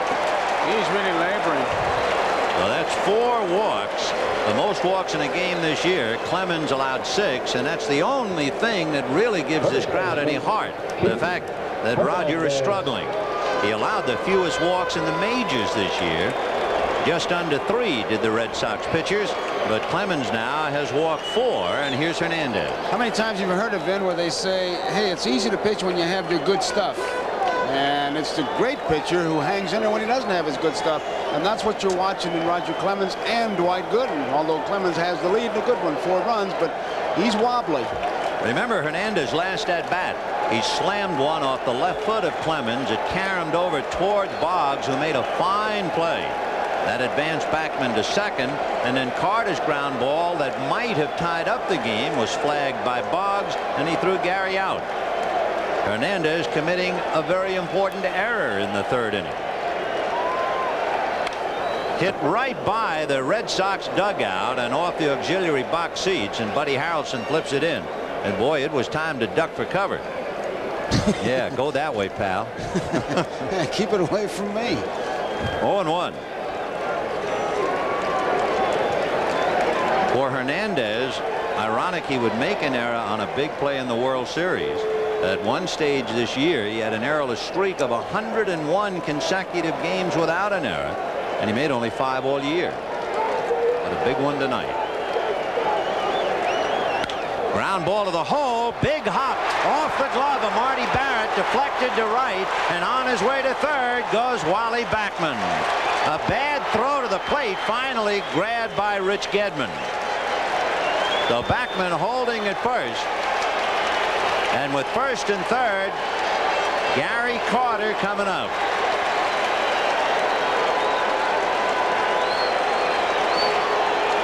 Barrett gets over there, but it takes like a kangaroo hop off his glove. And John McNamara is going out to the mound. He wants to talk to Gedman. Take one more look at it. Barrett was cheating towards the bag, hoping to get a double play. John McNamara has not taken the ball, as you can see, from Clemens. So leading by 4 runs. Let's see what he does. Yep. So Steve Crawford will be loosening up and now coming in. It is 6-2 Red Sox. However, the Mets have runners at first and third with 1 out. Gary Carter coming up, and we'll be right back. The Mercy. 1969. Brooks Robinson, the hitter. Frank Robinson at third. A drive into right center. Ron Svoboda makes a remarkable catch. Robinson tags up and scores. The Mets won the game 2-1 in 10 innings. There's Dewey's catch, a little different, but it certainly brings back the memory. Steve Crawford, who pitched in Game 5 Sunday against the California Angels, and perhaps had the quote of any post game in the history of baseball from now and ever on. Talking about pressure, he said, if there was a bathroom on the mound, I would have used it. And we can all identify with that. I should say.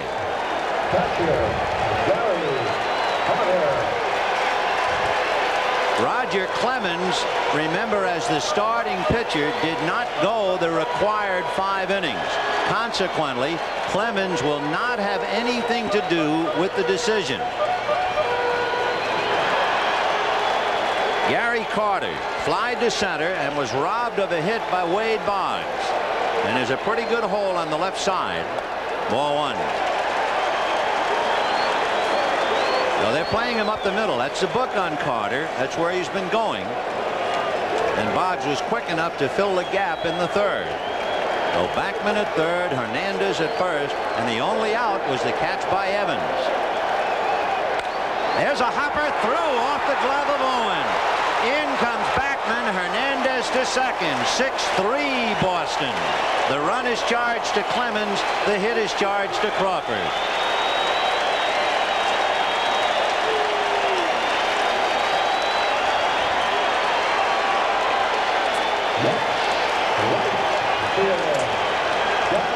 That ball was only about 2 steps from Owens, but really hit, came off that grass. The grass fast, just mowed, and right by him, and the Mets have it going.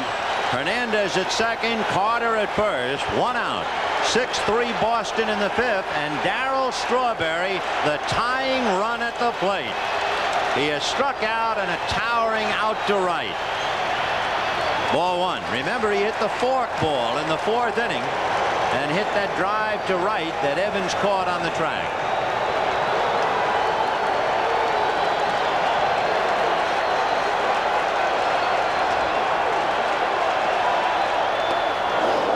One and one. Boy, I tell you, if you like crowd noise, if it does something to you, you come to the right place and at the right time. They'll start to build again now. 1 ball, 1 strike, 1 out.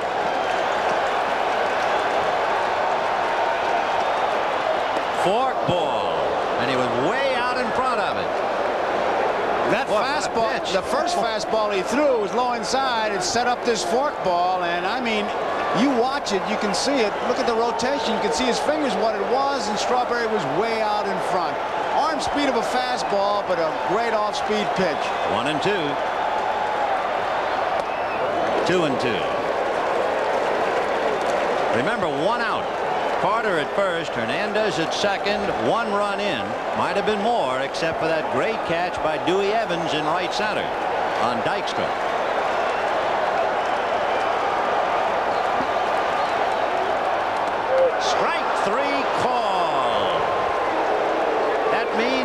young Strawberry has struck out 16 times in postseason play, twice in each game.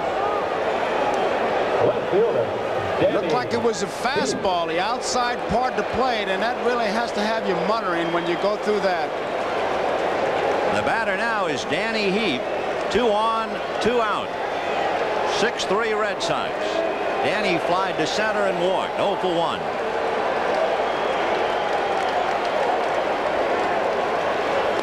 Off speed, got that breaking ball in. Strike 1. Standing at first, Gary Carter. At second, Keith Hernandez. Heap hit what appeared to be a hard fly ball to center, if you remember. Went back to the dugout muttering. Off speed, and he went after that. Looks like showing the off speed, make him chase it, and the fastball, keep it away from him. Crawford was in 40 games during the regular year. He had 4 saves, 0-2 record, ERA almost 4, but he's given the Sox a lift. 0-2 to Danny Heap. Shook him off a pitch. He's had a right shoulder injury in July, was on the disabled list as he works on Danny Heap on a 20-day rehab at Pawtucket. He's backed up now by Sammy Stewart, is Steve Crawford. 0-2. 1-2. In the inning, Evans took an extra base hit away from Dykstra. Backman walked. Hernandez singled off Barrett's glove. That was all for Clemens. Carter singled off Owens' glove for a run, but Strawberry struck out. And here's Heap, 1-2. Fouled away. Fastball. The first pitch he threw was the slow curveball for a strike. He threw a forkball he swung at, then he threw a high, tight fastball, and then you could see Gedman move in with the fastball inside. That was the one he wanted to jam him with, and he fought it off. He has shown him the whole load right there this time at bat. So Steve Crawford trying to bail out Roger Clemens in the 5th inning, and the Mets trying to get back in the game. 6-3 Boston.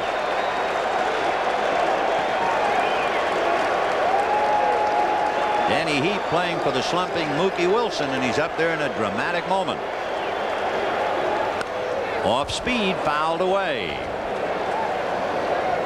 If possible, it'll be something besides the fastball. He's got great confidence in it, and he's putting it in pretty good spots. The Mets have scored once here in the 5th. They have Carter at first, Hernandez at second, and Danny Heap representing the tying run at the plate.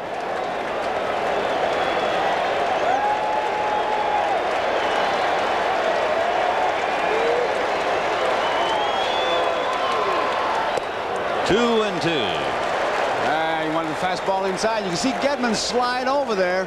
Here's where he wants to make it happen. He doesn't want to go deep 3-2 and give those guys about 3 or 4 steps. The Mets do not have great running speed out there. Hernandez at second is okay, but Carter is slow at first. 2-2 to Danny Heap. Big pitch. Ball 3. Now the edge is for the Mets, and McNamara knows it. The runners will be going. 3-2 and 2 down. On deck is another left-hand hitter, Howard Johnson. So the runners poised and at the ready.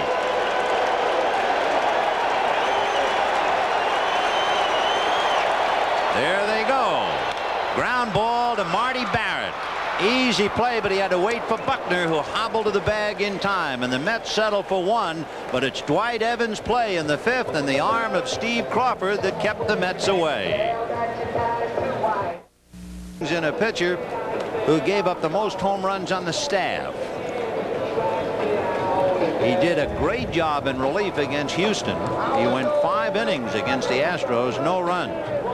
He had one problem this year, and it was when the Mets clinched. In the raucous, riotous celebration, a fan jumped on him on September the 17th, and Aguilera hurt his left shoulder. Now that set him back a bit. He also has a pretty good bat, although it's very doubtful that he'll have a chance to swing it. Meanwhile, Steve Crawford has his first major league at bat.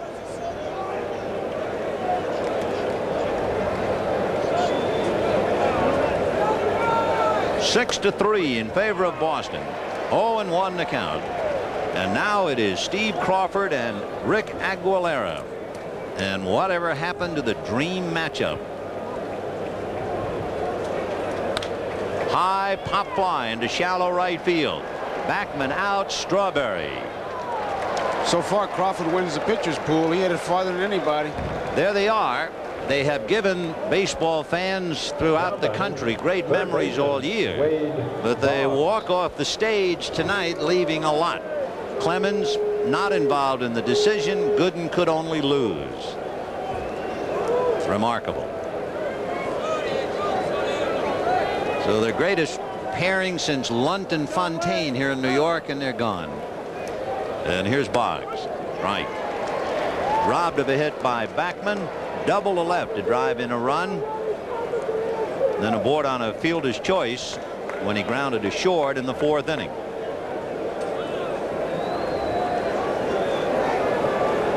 Top of the 6th. 6-3 Boston. I asked Wade Boggs, I said, when do you really put yourself in gear to hit? He said, when the pitcher starts to turn, I start to turn. In fact, he's got a dance term. He calls it cheek to cheek. 1 ball, 1 strike. Subtle devil. 2-1. Smooth talking stranger. Wade Boggs. From Florida. Too bad he's not from Texas. 1 for 3.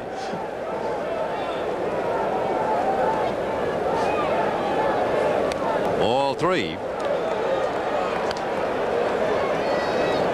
On deck, Marty Barrett.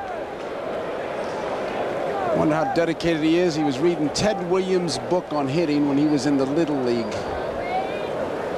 Great book to read. 3-1. You know, you talk about Boggs as he draws that walk. Wade Boggs has a lifetime batting average in 5 years with the Red Sox of .352. At the plate, Ted Williams had a lifetime batting average of .344 over 19 years. 19, and he missed a couple of years because of the war. I can still see him hit those hard sinkers. It looked like they were going to go out the ballpark and they boom right down. You know, talking about Ted Williams, there's another great hitter in the ballpark tonight. Oh yeah, we saw him. Yeah. There goes Boggs, and the ball is hit slowly to short. Santana in a hurry. Off balance throw gets him, but Barrett did his job with the runner going. Roll down. Every great batter works on the theory that the pitcher is more afraid of him than he is of the pitcher. And I can hear Bob Gibson right now saying, oh yeah. You know, we were talking about great pairings, and in the course of it tonight we talked about the Bob Gibson Denny McLain pairing. They were each MVP that year. McLain won 31. Gibby won 22 when they met in the '68 series. But the year that Bob Gibson had in 1968 to me is as great a year as I have ever heard of. He was never knocked out of a game, and he made 34 starts. Never knocked out. 4-1. He completed 28 of the 34 starts. Completed them. And his earned run average was 1. And the managers were afraid to take the ball from him. Wow. 1-0 to Billy Bucks. He lined to short, single to right, fly to left.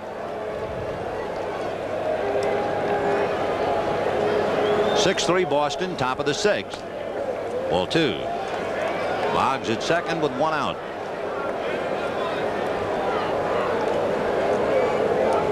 As we look at Wade, Wally Backman in to say something to Aguilera just to give Boggs something to think about. The conversation is always the same. Come on, we can't make a play if you're going to walk people. Make them hit that ball. 2-0 to Bill Buckner.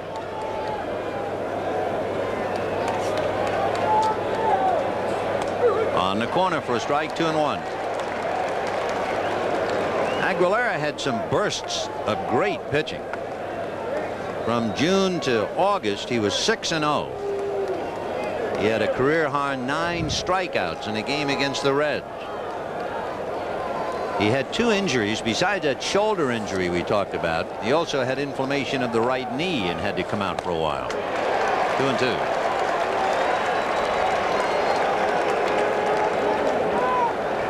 wonder if Carter got hit again. I saw him just shaking his head once again. The backswing. He's talking to Jim Evans about it. He's going to talk to Walt Riniak about it soon. See, he did get a little tap there. I tell you, you get those. By the time the year's over, you're just glad to get away from people. I can hear Carter now. Top hand fly my foot. Yeah. Killing me. 2-2.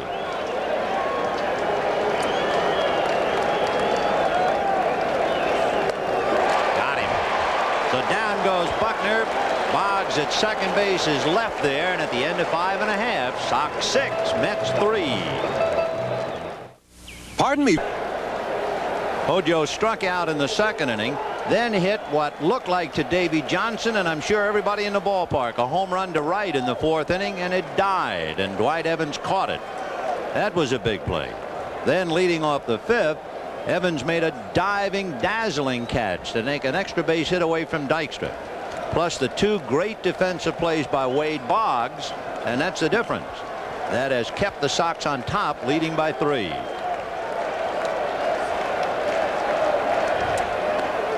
Strike.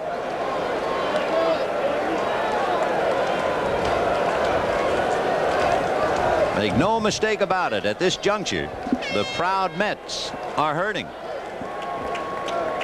They lose this one, down 2-0 and go to Fenway to battle to survive.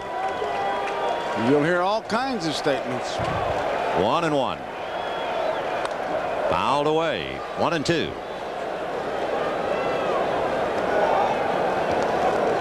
Last year, in a storybook year anyway, Kansas City lost the first 2 at home and then came back to win. But boy, that is a tough mountain to climb. There it is. Well, sometimes history can be inspirational if needed, and we're not sure whether the Mets will need that or not. But the Red Sox sitting on top of a 6-3 lead here in the 6th inning. 1-2.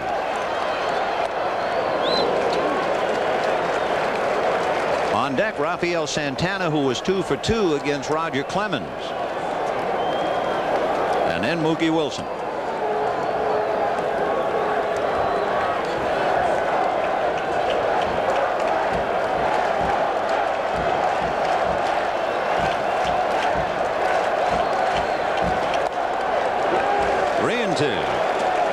What sends managers to the water cooler and gets the old boiler really humming is to have a 6-3 lead. And there you see John McNamara. That'll do it, boy. That'll start a hockey game in the middle of your stomach. 3-2. You got a 3-run lead. Just throw strikes, no finessing. And here's Crawford out there with a full count. 3-2 to Howard Johnson, opening up the 6th inning.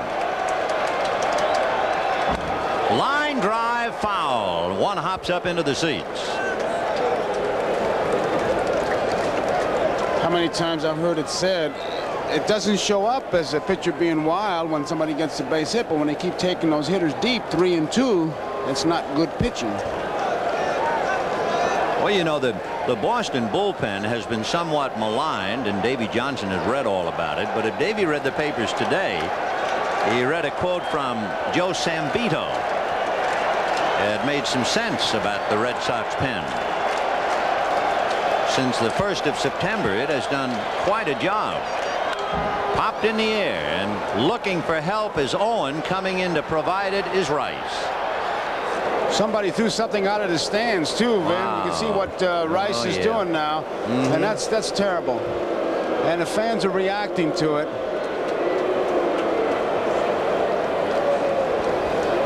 Looks like a ball of sorts. So Jim Rice makes a good play. Fan trying to distract him. Wow, did you see that thing go by like Halley's Comet? And you can see Rice pointing towards it. No need for that. What Sambito said, and it really is sharpened up now, he said since September the 1st, the Boston bullpen has fewer losses than any team in baseball. And remember, the Boston bullpen did not lose a game at Fenway Park all year. They're going to check it first. No swing, says Harry Wendelstedt, and the count 1 ball and no strikes. And the Boston bullpen, the only team to have 3 men with 9 or more saves. And Crawford is trying to make that statement stand up. 1-0 to Rafael Santana. Ground foul. Buddy Harrelson, who played every inning of 2 World Series for the Mets in '69 and '73. You might remember he got into a wildly written about fight with Pete Rose. Boy, I can see why you'd want him as a coach. He's very active before the game. In the pitched game. batting practice. Yeah. He's a good one. 1-1. Strike. You know, I was saying that before, that the Red Sox were getting ready for Gooden by having Bill Fisher and Glenn Hoffman pitch batting practice. The Mets were getting ready for Clemens with Buddy Harrelson and Greg Pavlik. So how important is batting practice? This time of the year, it's just to break a sweat. If you're not ready by now. I mean, I would think if you really wanted to get ready for flamethrowers, you'd stand 5 feet in front of the plate if Buddy Harrelson is pitching batting practice. Maybe 10 feet. Maybe 10. 2-2. The count to Rafael Santana. Hit an inside fastball. It's backhanded and short hop by Boggs. Oh, what a play by Wade. That's the 3rd dazzler he's turned in tonight.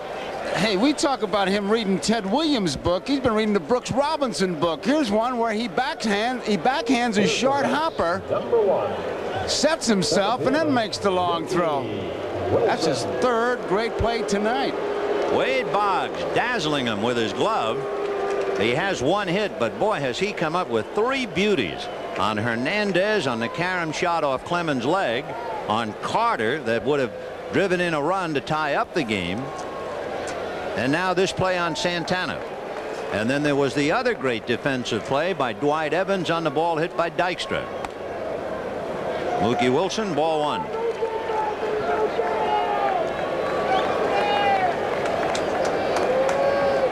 One and 0.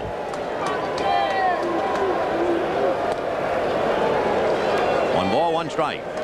Steve Crawford had to come in the 5th inning and pitch to Carter, who singled, but he struck out Strawberry and got heaped to ground out. Now he's gotten 2 outs in the 6th thanks to Wade Boggs.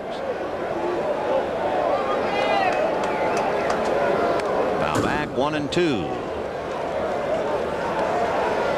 Red Sox 6, Mets 3, and a reminder, our viewers will be selecting the NBC Miller Lite Player of the Game at the conclusion of the ball game. Meanwhile, Ray Knight talking to Keith Hernandez, but it can't be a very happy conversation.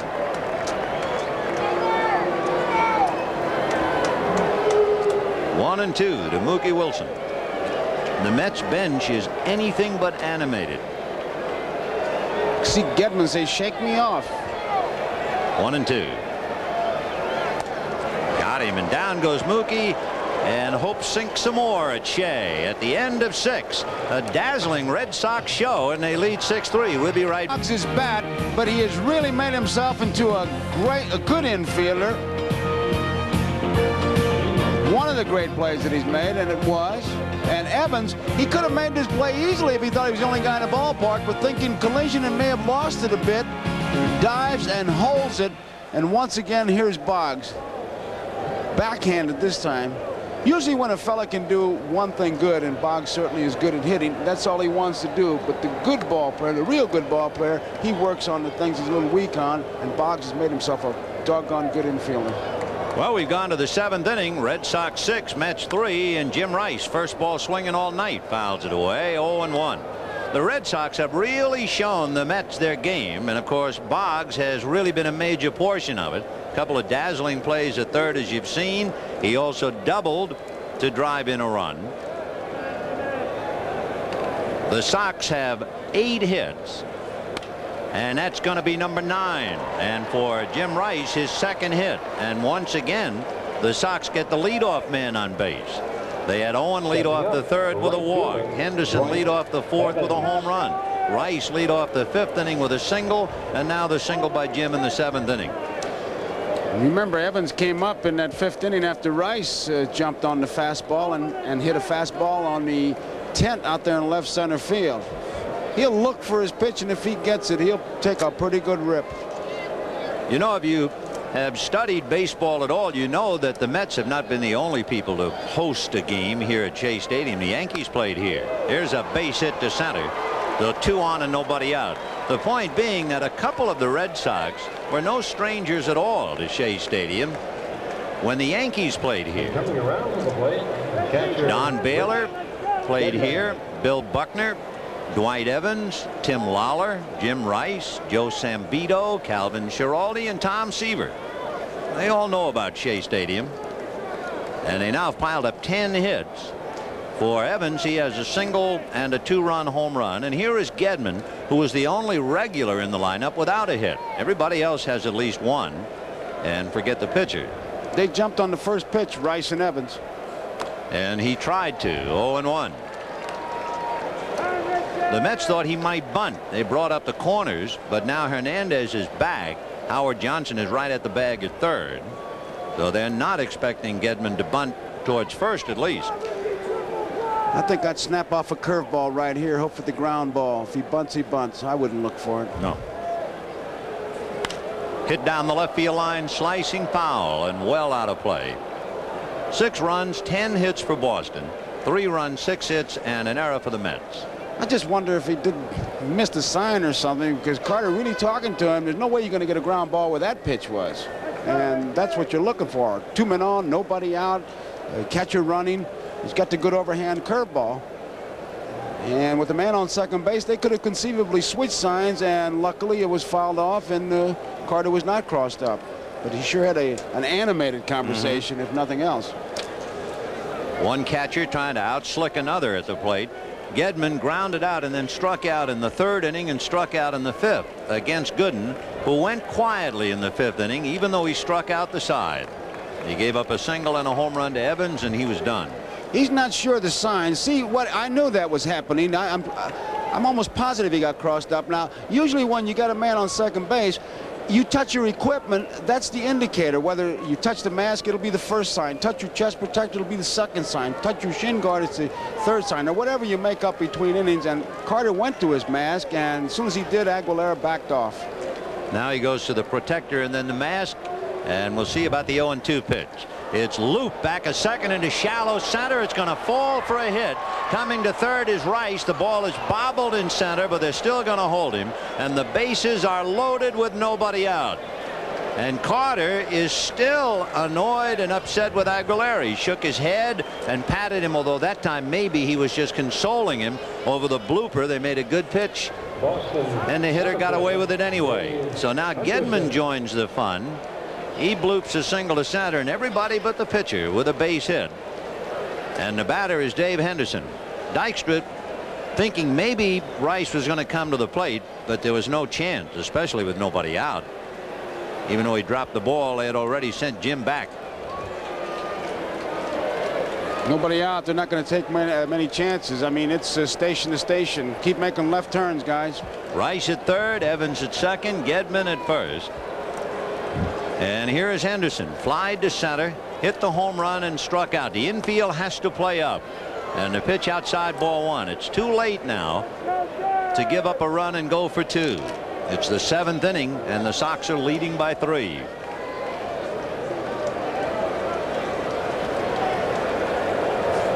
And it sounded like a crack bat single into right field. Rice will score, and that's it. 90 feet at a time, and it is 7-3 Boston. Still nobody out, and I heard that bat crack, so Henderson won't use it again. And Johnson would like to crack it over his knee if he could. Base hit, 90 feet. Looked like a fastball inside part of the plate. He sinks it in, kind of hit it off the end. Perfect spot with the infield in, and move up 90 feet, get some gas, and look at the road map.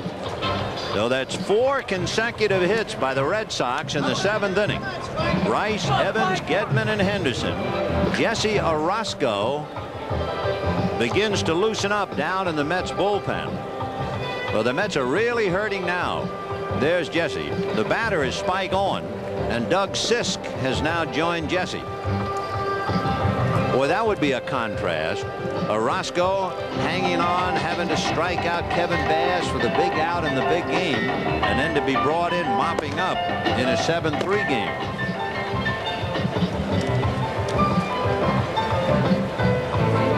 Bob Stanley throwing in the Boston bullpen, and Davy Johnson, a troubled and very unhappy Mets manager. Here's Bob.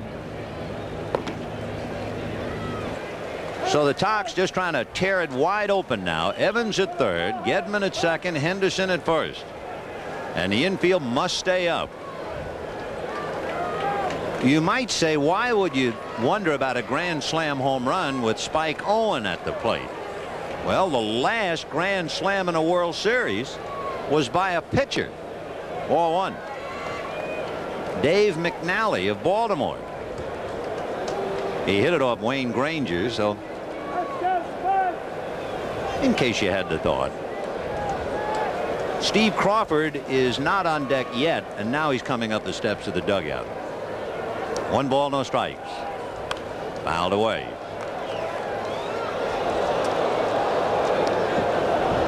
Crawford, the leading hitting pitcher on the Red Sox staff, he made contact and hit a fly ball. But Roger Clemens, allowed to swing 2-0, sacrificed in the 4th inning, and it was Clemens who bunted, and Hernandez made the bad defensive play in the 3rd inning. Nobody out, and there's a base hit to left field. In comes Evans. He'll stop Gedman. You go 90, I go 90, and we go up 8-3, say the Sox. It looks like they're playing one of those video arcade games. You get a hit and they all just move up. They just move up. So that's 5 consecutive singles, like needles, acupuncture applied to Dave Johnson, but not to relieve pain, but to give pain. And it's time to go to the chewing tobacco.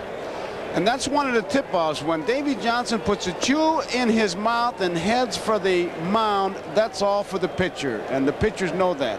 And he's got a mouthful right now, and Mike Greenwell is going to come up and bat for Crawford and try and just dismantle the game, but not before Davy goes out to the mound. That's a ritual. A chew of tobacco and a hook for the pitcher. Mike Greenwell. So it is 8-3 Boston. Bases loaded, nobody. A happy moment and blowing a pretty good bubble.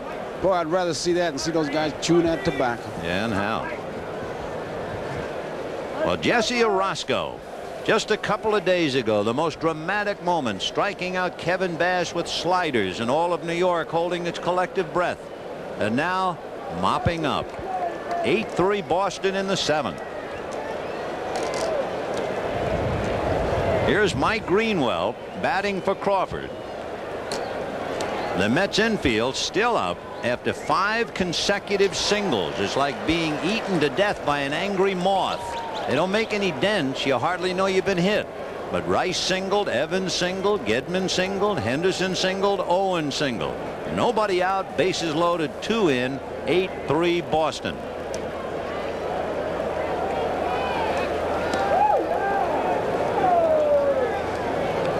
In the World Series, as you can see, 6 consecutive hits.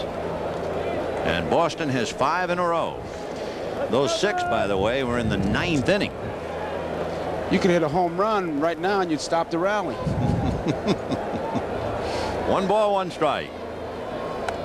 Ball 2, 2-1. I mean, all those singles. Center field, center field, center field, right field, left field. And of course, hanging over Shea Stadium, not only the pall of defeat, but also the weight of the second guess. And I'm sure Davy Johnson, had he only been given the opportunity to do it over. That was in the 4th inning with 2 on and 2 out, and the Mets very much in the game. Gooden batted, stayed in the game, gave up 2 more runs in the 5th inning, and for all intents and purposes, the game went down the drain. And although Johnson was probably right in his assessment of Roger Clemens, feeling that the Mets would get to Clemens, Roger, remember, had to leave in the 5th inning. It was too late. 2-2, the count to Greenwell. Gedman, Henderson, and Owen on the lines. Ground foul back of Walt Reniak, the pride of Natick, Mass. What were you telling me as we look at Steve Garvey and Jay Johnstone? Yes, here's to you. Slantha Wallager. That's a Gaelic toast. Bob Stanley told me that in high school, Riniak holds the high school passing record over Flutie.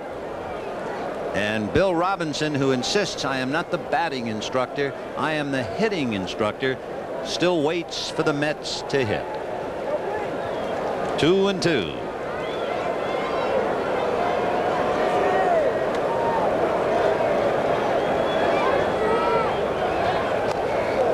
And Orozco goes 3-2. Davey uses that great expression that he gives this summer, Vin, unfavorable chance deviations. This is one of them. Boy, it sure is. His computer has broken down tonight. And on deck, Mr. Boggs. Boy, what a night he's had. Infield up, bases loaded, nobody out, 2 runs in. Red Sox 8, Mets 3. Got him. He looked it all the way, and it got the corner. So there's a busted dream. Young Mike Greenwell in the bases loaded in the World Series, caught on that sidearm snake that got the outside corner. Well, Roscoe, he can be tough on the left-hand hitter. He sidearms you. Watch where he comes from. Looking away once again. Arm like a rope out there, and he watched it all the way, and nothing he can do. That was a good pitch. Bob Stanley has concluded his warm-ups in the Red Sox pen, and now here is Boggs. Bases loaded, 1 out. The infield is halfway. Ball 1. 1-0. So they've backed off a little. Howard Johnson, however, remains near the bag at third. Gedman, Henderson, and Owen out there.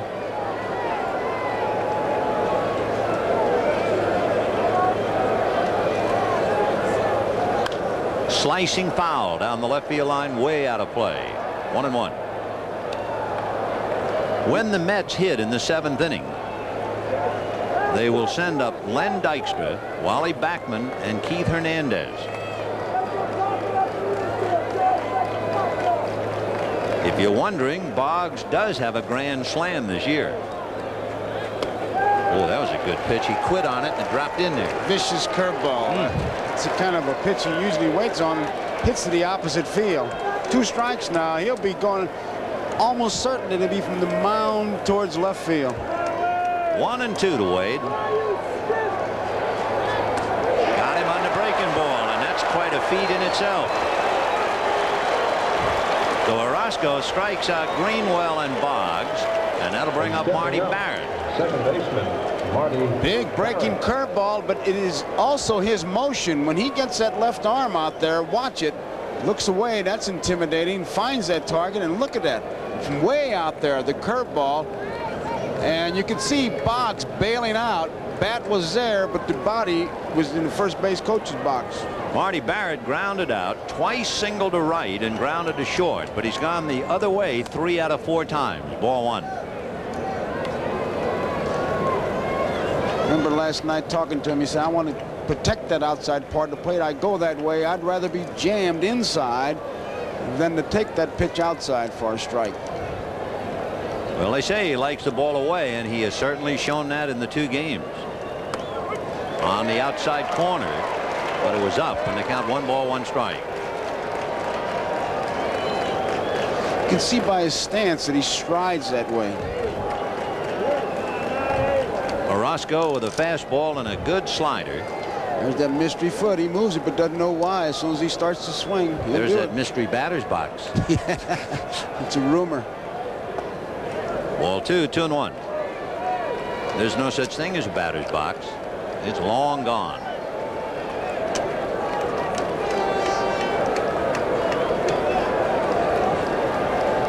Batters know exactly where to step, though. They got their favorite spot. 2-1 to Marty Barrett. And he hits it in the air to left center. Dykstra trying to run it down. He does. However, 5 straight hits for 2 runs. 3 left. And at the end of 6½, 8-3 Red Sox. On Lenny Dykstra. 1 ball and no strikes. So the Mets got what they wanted. They got into the Boston bullpen early enough, but Crawford shut them down, and now Stanley's trying to do it. A hopper into left field. Base hit for Dykstra.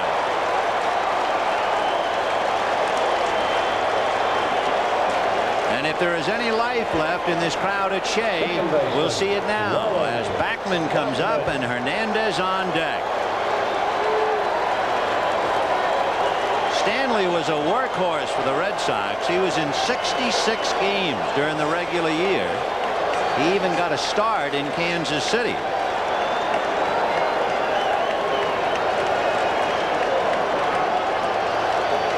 Dykstra at first with Buckner in front of him and Backman at the plate. And he's going to try and left the bunt in Rich Gedman's mitt. 0-1. It's kind of interesting the way Buckner and Dykstra are playing over there. Buckner's way off the bag and he's setting up a defensive maneuver with his second baseman Barrett. There you see it, and Dykstra gets behind him. It is 8-3 Red Sox, bottom of the 7th inning. There's the palm ball, and he missed with it. 1 ball and 1 strike. Bob Stanley finished 50 of his 65 relief appearances. I mean, he got the job done when they needed it. Backman waiting. 1 ball, 1 strike. And there's a ball hit into left center, base hit. Dykstra to second and holding, and the Mets try to come back.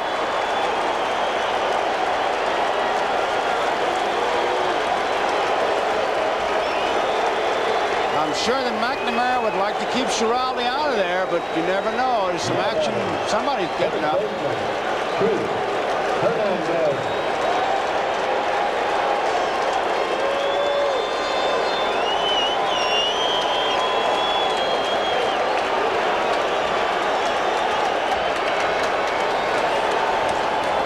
The crowd is showing life. The Mets pen quiet, but now Fernandez throwing. Calvin Schiraldi gets up in the Boston bullpen. So Dykstra at second, Backman at first, nobody out. 8-3 Boston in the 7th.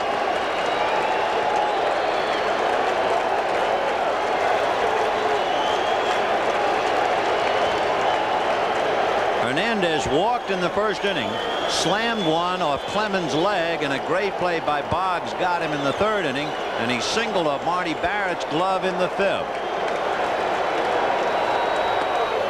Strike. One thing about the Mets, as with any championship ball club, they don't quit, and the Mets had 39 come from behind victories this year.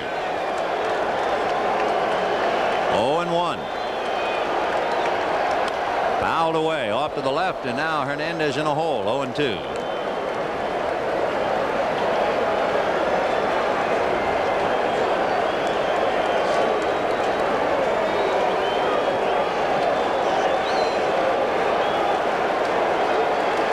Mets trying to get back in the game. The 2 pests are on the baseline. Palm ball misses. 1-2.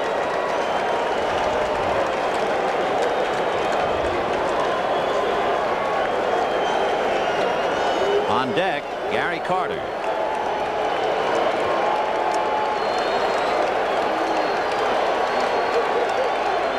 Palm ball got him. You talk about changing speeds. What a surprise that was. 1 ball and 2 strikes, and Stanley gives it the big windup and throws the palm ball. There you see it. You got a good look at how deep in his hand it was.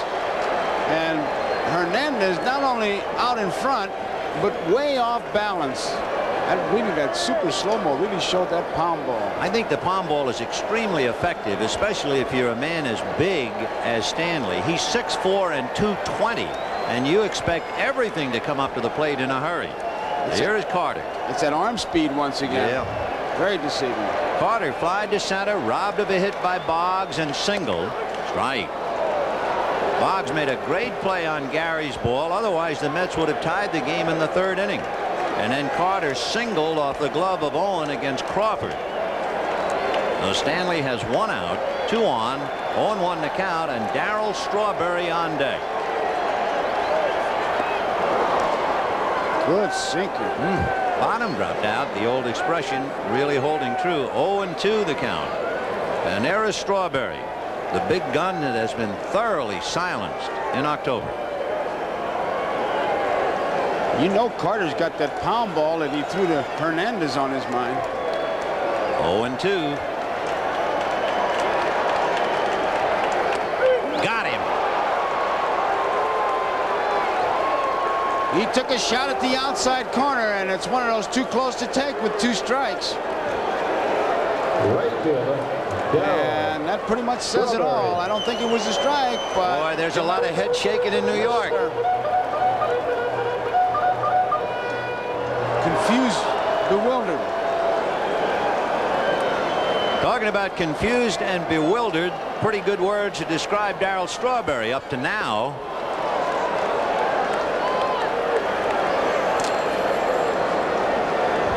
Here's that pitch to Carter. Look at Gedman setting up. There was no doubt in Evans' mind. 0-1. 1 ball and 1 strike.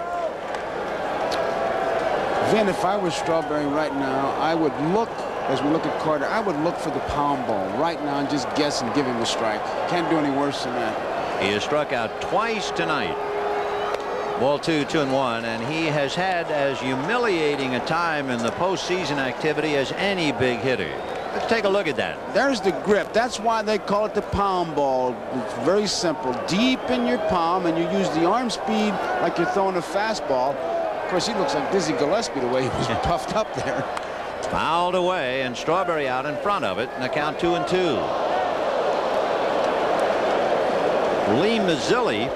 Remember, Strawberry is followed by the pitcher after that 2-for-1 switch with Aguilera and Wilson. So Lee Mazzilli is on deck to bat for Orozco if he gets a chance. Little roller up along first base, foul ball. Sinker ball, the outside part of the plate, tried to pull it. Just confused. For the Mets, this inning is not a typical inning. Not for Carter, not for Hernandez, but it was typical for Dykstra and Backman. The little pests set the table. Dykstra single to left, Backman single to center. But the big guys were thoroughly muffled as Hernandez struck out and Carter strikes out. And here is Strawberry with 2 strikes. 3-2. Tell you one thing, I don't know how in the world you can throw a pound ball for a strike. And the Mets are probably wondering that too.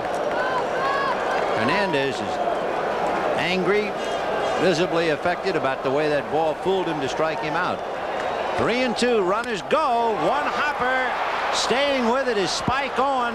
Low throw. Buckner digs it out. It's as if they're trying to tantalize the Mets. 2 are left, and at the end of 7, 8-3 run, flied to left and struck out.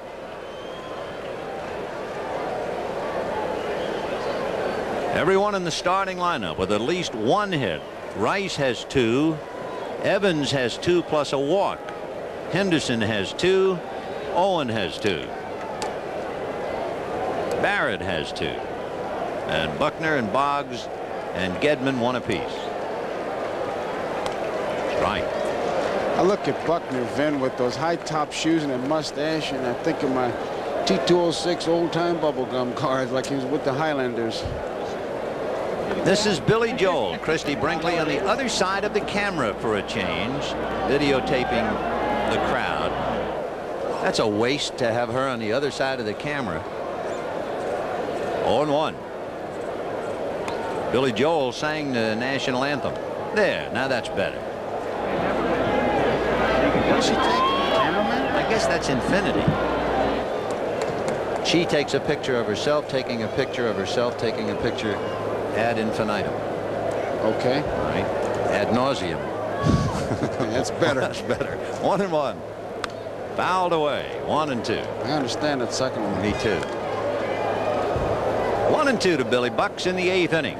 8-3 Boston. Bobby Ojeda. He was 18-5 during the regular year. And he's got a date in Fenway Tuesday night against Dennis Oil Can Boyd. And what about Wednesday? What about Wednesday? For a few moments, and for a few moments only, we saw Sid Fernandez throwing in the Mets bullpen. There's a looper to right, and that's going to fall for the 14th Red Sox hit. I would think a pinch runner would come in. I'd look for old Stapleton to come I would out. think, just to give him a break. Jim Rice. Now just watch him labor to first base. Look at those legs. I mean, he's running on marbles. Here comes Buck out. And he gets a well-deserved round of applause for his gutsy playing on a bad leg. Billy Buck's leaving the field. And running for him at first base, Dave Stapleton. And they know how much it hurts him. Boy, do they ever. And he never complains. No. So there is Dave Stapleton at first. And Jim Rice with 2 singles and 4 trips at the plate.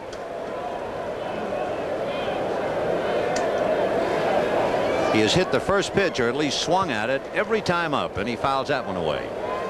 And as we talked about last night in talking to him, he makes up his mind before he goes into the batter's box. You know, they say he'll be a first ball fastball hitter. He was a first ball slider hitter just then. He's an equal opportunity first ball hitter. That's right. You throw it, I'll hit it. 0-1. Fastball. 0-2. Here's what they're choking up on the bat, what he did. He says, I just want to be quick with the bat. And if I can be quick with the bat by choking it up a little bit, he's a little bit down on the end, though, now. He's still up a little bit, not right down on the end, but he's been up higher than that. He wants to be quick with it. Stay away from strikeout and double play if he can. 0-2 to Jim. And he whacks that off-speed pitch into left field for a base hit. And what an exchange of looks. Gary Carter turned and walked away in disgust, looking over towards the Mets dugout. Orozco stared at Carter as he walked over towards third, as if to say, no matter what we serve up there, it's a base hit. Boy, the Sox have really made an impression on the Mets tonight with 15 hits and 8 runs.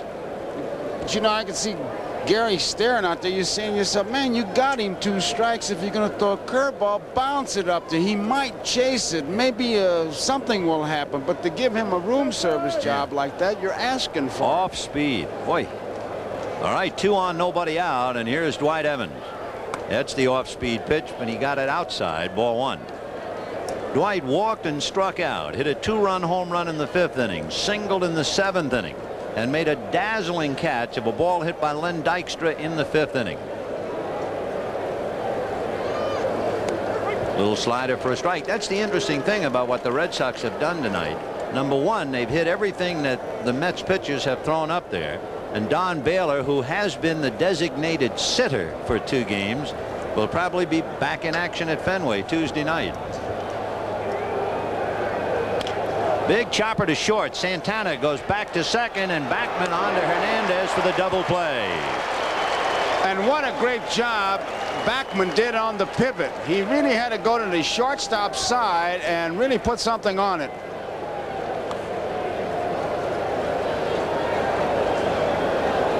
Santana gives him a good ball hit. Now watch where he ends up. Try to take him out of the play, but he really made a great pivot. A rolling block by Jim Rice to no avail, and with 2 down, Dave Stapleton is at third, and the batter is Rich Gedman. Can you imagine what Rice must sound like coming down to Backman, like the 5:15 leaving Grand Central? So Gedman with 2 out in the 8th, 8-3 Boston. Ball 1, 1-0. When the Mets hit in the bottom of the 8th, there'll be a hitter for Orozco, then Johnson and Santana and Wilson batting 9th and 4th in the inning. Rice down the stairs and out of view.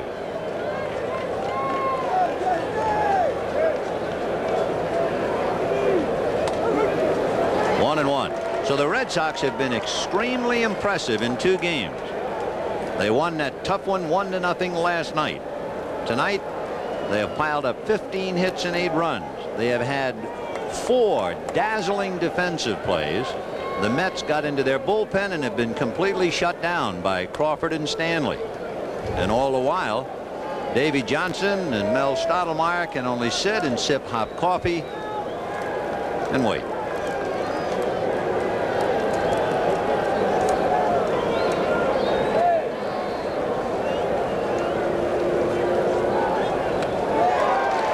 Two and 2. And as you say that, Vin, I just think of that shot of Baylor. There'll be no pitcher in the 9th spot when they get to Fenway, and Baylor's had a tremendous year for him. And remember how they talked about how the Red Sox were going to be at such a great disadvantage. They couldn't have the DH. They'd have to maneuver their pitchers. They'd have to get into the bullpen. 2-2. Got him, and he flinched, quit, and Orozco strikes him out. Gives up 2 hits and nothing else. A man left at third at the end of 7 1/2. 8-3 Boston. Speed skated. He won 8 national championships. 1-2. When he came up, he was the picture of Saturday Night Fever. Boy, he's something. Boy, he really had that early height. And he lifts a fly ball to Dave Henderson in center, but that's a graveyard out there. 1 away. One of the great expressions of all time, you talk about graveyard, was Fresco Thompson's great description of Willie Mays. He said his glove, Willie Mays' glove, triples go to die. Howard Johnson. Hojo thought he might have hit one out. And that was back in the 4th inning. It would have been a big one. It would have revitalized the Mets. They were trailing at the time 4-2, and he came up with a man aboard. And he hit a towering drive that looked like it was heading for the Mets bullpen, and it just died. Evans caught it, and that was a big play. 1 ball, no strikes. Slice foul, out of play. Momentum. The Sox got 3 in the 3rd inning. In the bottom of the 3rd, the Mets came roaring back for 2 and would have at least tied the game. And Strawberry is well aware of it, as well as everybody else, except for the magic glove of Wade Boggs on a ball hit by Hernandez and a ball hit by Gary Carter. Johnson holding back the bunt attempt, and the count 2-1. And then Henderson came up where it was 3-2 Boston, and they were being challenged, and he hit one out, and that was it to say, that's it, stop right here. They added 2 more on the home run by Evans, and all of a sudden what was 3-2 was 6-2. Chopper to Stapleton. He'll hang one to Big Stanley, the Stanley Steamer, and you have 2 out. Shortstop, Rafael John McNamara. When you were talking about that inner strength that he has, and you likened him to Gil Hodges, the former Marine, no coincidence that John has a son who's a lieutenant in the Marine Corps. And I'm not sure where Mike is, but if he has a chance, I'm sure he is busting his buttons over his dad. Well, much like Hodges, because he doesn't say a lot of things, they sometimes mistake that for lack of strength. Fouled away. And Gilly showed it in a hurry. Took John a little bit longer. But I tell you, he runs that ball club. Davy Johnson is not very emotional at all. You can't really tell whether he's winning or losing just looking at him in there. 0-1. That's hit fouled on the right field line, out of play. Santana, from whom you would not expect too much offensively, singled in the 3rd inning and singled in the 4th inning against Clemens, and was robbed of a hit in the 6th inning batting against Crawford. He got a high inside fastball and he blackjacked it, and Wade Boggs backhanded and short hopped it and threw him out. That was in the 6th. Well, that's one of the things the Red Sox scouts told their ball club, that Santana is hot, swinging the bat in good shape. 1 ball, 2 strikes. Got him on the breaking ball, and that chills him. Boy, he backed him out of there. He came sidearm, and that took the, there's Tuffle. 3 strikeouts, and it's still 8-3 Sox. His numbers in the collision by Henderson, it would appear as if he would be the logical choice. Line drive, 16th hit for the Boston Red Sox, and Fernandez is welcome to the club. 8 hits off Gooden, 5 hits off Aguilera, 2 off Orozco, and now this one against Fernandez. Tuesday night's game is going to be something. I mean, you talk about drama. Fenway Park, the Mets played there once in a meaningless exhibition game. They will be playing for their baseball lives, and it will mark the return of Bobby Ojeda to Boston against the Can. Strike. When you talk about Oil Can Boyd, and they talk about the guy's got 6 pitches, natural ability all over the place. Ojita's done some job and familiar with Fenway Park. And there he is. And I would think the Boston fans will probably make a little noise. Oh. Fouled away, and the count 0-2. Listen, this ball club, I tell you, they waited a long time to make some noise. 1918, the last time that the Red Sox won a championship. Whether that was an ominous note for the Mets and a harbinger of good things to come for Boston. But the last time they won it, they won the first game 1-0, pitched by Babe Ruth, and they won last night 1-0. They had the frustration of 75 and the heartbreak of 78, but they'd forget that in a hurry if they keep this thing going. You don't think the Mets want to spoil that homecoming just like the Red Sox spoil this homecoming? So Tuesday night will be something at Fenway Park. 1-2. Spike Owen, a switch hitter, batting right-handed. Davy Johnson has to be deep in thought, watching Fernandez, thinking about Tuesday, and then the gap in his plans on Wednesday. Ground ball up the middle, and even though it hit the side of the mound, that couldn't take the sting out of it. That's 17 hits. So there are runs in the stockings, and there are 17 hits to go along with them. Number 46. 2 on, nobody out. Bob Stanley. 3rd hit for Owen. Yep. Henderson 3. And remember, he hit it right-handed. So Spike Owen with 3 hits and a walk. And the batter is Bob Stanley. Oh, he wants to crack a bat so he can put it in his trophy case. I know he's videotaping this. Johnny Mack wants him to sacrifice, or at least the Mets think so. Let's see. Yep. Hernandez right on his neck, and he fouled it back. 0-1. Boy, you talk about the first baseman coming. Of course, he's made that play, charging the bunt and getting the force at third. The only way you make the great play is by gambling. He's really going to get burned if Stanley had enough to punch it down the first base line, but that's pretty easy to say. You're in that batter's box, you make up your mind to bunt one way. Very difficult to change. Hernandez knows that, and he is really ready to charge. 0-1 the count. And he's going to push the bunt, foul. Look at Hernandez saying, that's okay. You want to do that? That's all right. He's laughing. Tell you, guy's a battler, man. And Stanley pushes at it. Wants to push it past Hernandez. Boy, these Red Sox pitchers are something. Clemens swings 2-0. Stanley's not content with bunting. He's going to push one by Hernandez. I mean, they love it, huh? Look at this kid laying that one foul. Well, Stanley at least hit the ball. It's a moral victory because the last thing he wanted was to get a mark on the bat, and he at least got that. Sure did. Though Hernandez did not get the force, Stanley striking out, bunting foul. 2 on, 1 out, and here's Wade Boggs. Robbed of a hit by Backman, double to left, and walked, and he's at a fielder's choice and struck out. 2 on, 1 out in the ninth. 8-3 Boston.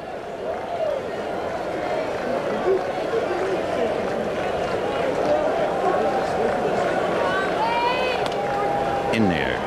The Mets in the ninth inning are due to send up Mookie Wilson, Len Dykstra, and Wally Backman. Dave Henderson at second, Spike Owen at first, 1 away.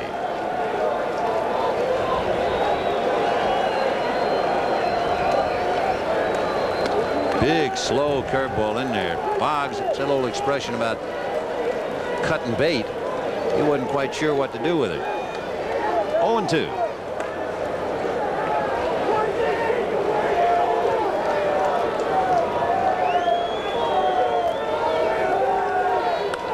Away.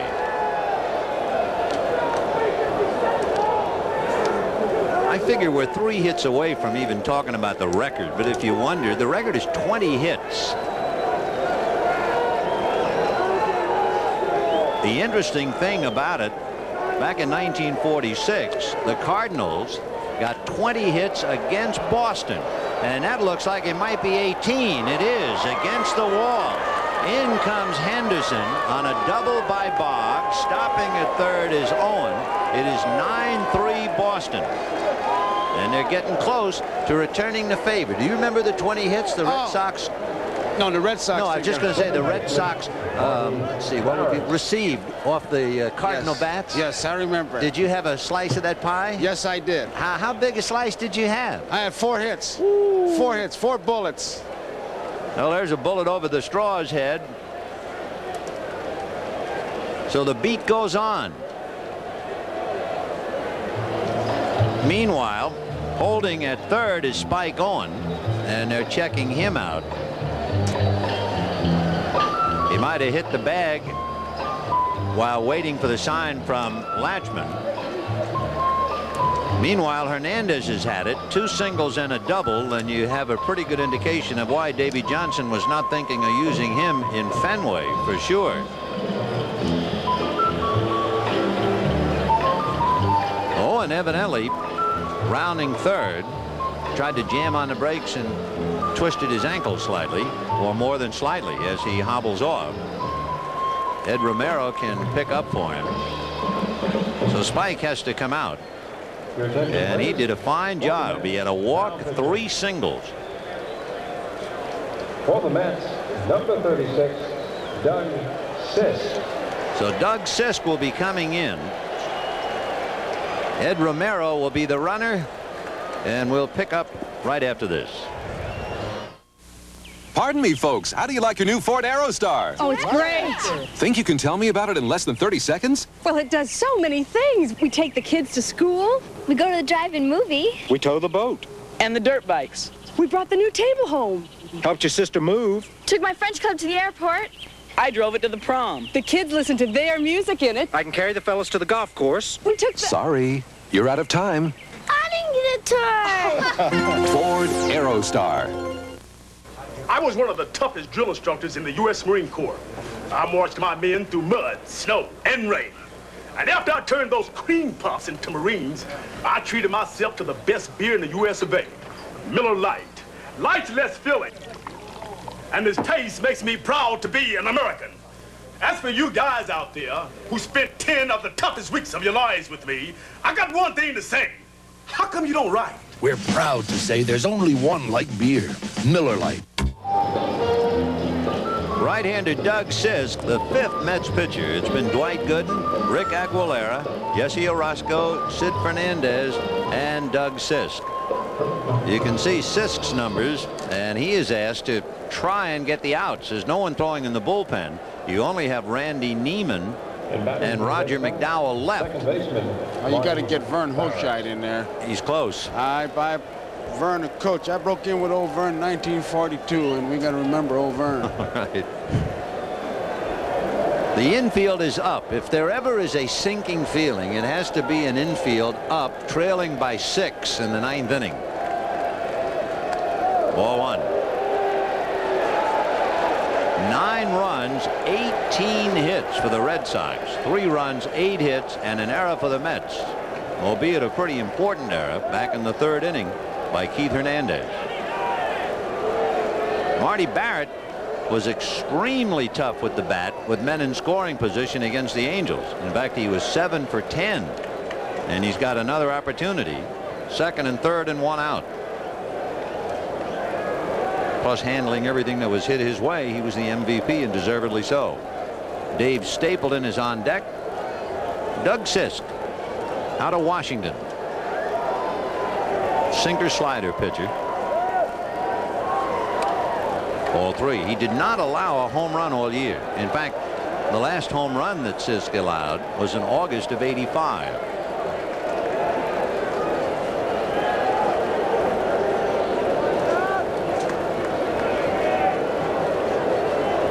And now they're going to put him on. Well, that'll load the bases with 1 out and bring up Dave Stapleton. Remember Buckner, when he singled in the 8th inning, they took him out and Stapleton ran for him. Dave Stapleton. Isn't that something? What happens to a ball player? You talk about a staircase to paradise. That's the staircase to the cellar. Wrong way.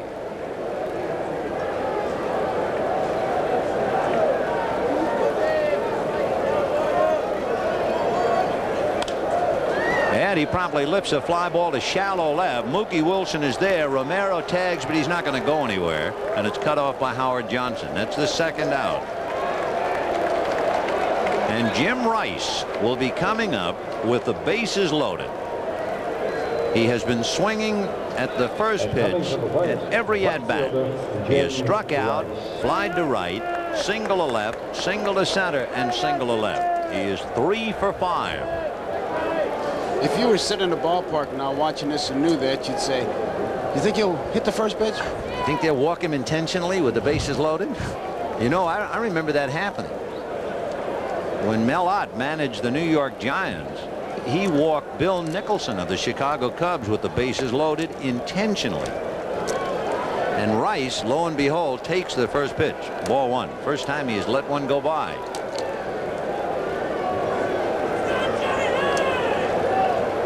(9-3) Boston. In there.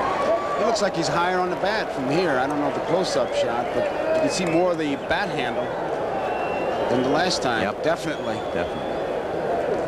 He was a little bit lower last time. Romero at third, Boggs at second, Barrett at first. 2 out. Sinker. 1 and 2.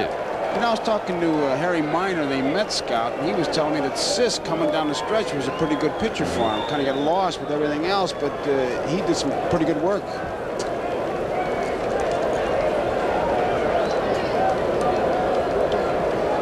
One and 2. Boy, that thing really took off. Carter catching it somewhat awkwardly. 2 balls, 2 strikes. A lot of times they throw that sinker, and then you put down the fastball thinking they're going to throw a sinker, and then they'll sail it like that, and it can be a little tough. Even though you know the pitch is a fastball, you don't know where he's going to throw it, whether he's going to sink it or ride it. 2 and 2. 2 down, bases jammed. Ball 3.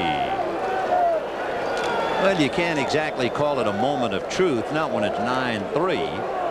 But for Davy Johnson and Mel Stottlemyre, it has certainly been a long night. It's exactly what you saw, twitching time. Sisk from a stretch, and the runners will go. Got him. And again, Carter had trouble on that pitch. Boy, that ball was really moving. And Gary stayed with it to handle it. The Sox get a run and lead 3. And at the end of 8 1/2, 9-3 Boston. Please leave by the nearest exit. Power your business software into a new dimension with the Tandy 3000 computer. Important data is only milliseconds away from an advanced 286 microprocessor that delivers high-speed performance and PC compatibility. You can add up to 12 million bytes of memory and expand by sharing that power with others in your office. Discover the Tandy 3000 family of value-priced business computers at Radio Shack Computer Centers. The right parts. Mr. Goodwrench has the right parts for your GM car. Parts that fit.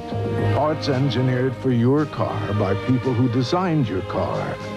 Parts for every make and every model of virtually every GM car and light truck on the road today. Mr. Goodwrench can help you keep that great GM feeling with genuine GM parts, because no one knows your GM car better. No one. Who has transformed home entertainment, bringing sight and sound together with one remote. Who? RCA, with Digital Command Component Systems. A choice of components operated by one remote that deliver a sight and sound experience you must experience. Digital Command Component Systems. If you settle for less than RCA, that's exactly what you'll get. Davy Johnson summing up, I think, exactly how he must feel tonight. It has been a highly complicated game for him, with the Red Sox scoring 9 runs and 18 hits. He has used 5 pitchers, and he saw his ace Dwight Gooden buffeted for 6 runs in 5 innings. Mookie Wilson, Len Dykstra, and Wally Backman, bottom of the 9th inning. Strike. Bob Stanley trying to slam the lid on it. Steve Crawford would be the pitcher of record because Roger Clemens, as the starter, did not go the required 5. And as you look ahead, Vin, we talked about Tuesday and Wednesday, Giraldi was only up to throw a few pitches, so that's a plus for the Red Sox. The Red Sox hand gets tougher and stronger. Fly ball to left field. 1 away. Keith Hernandez and the rest of the Mets have to face a sobering fact. In just a few minutes, they're going to be down 2 games to none and go to Fenway Park and tangle with the designated hitter and tangle with the Green Monster. Not to mention Oil Can Boyd and Don Baylor and the Sox who are on a roll. Lenny Dykstra, 1 for 3, involved in what seems at first glance is not very important. But in the 5th inning, when the Mets were trying to get off the floor, he was stymied on that great diving catch by Dwight Evans. Then the Mets had a walk and 2 singles.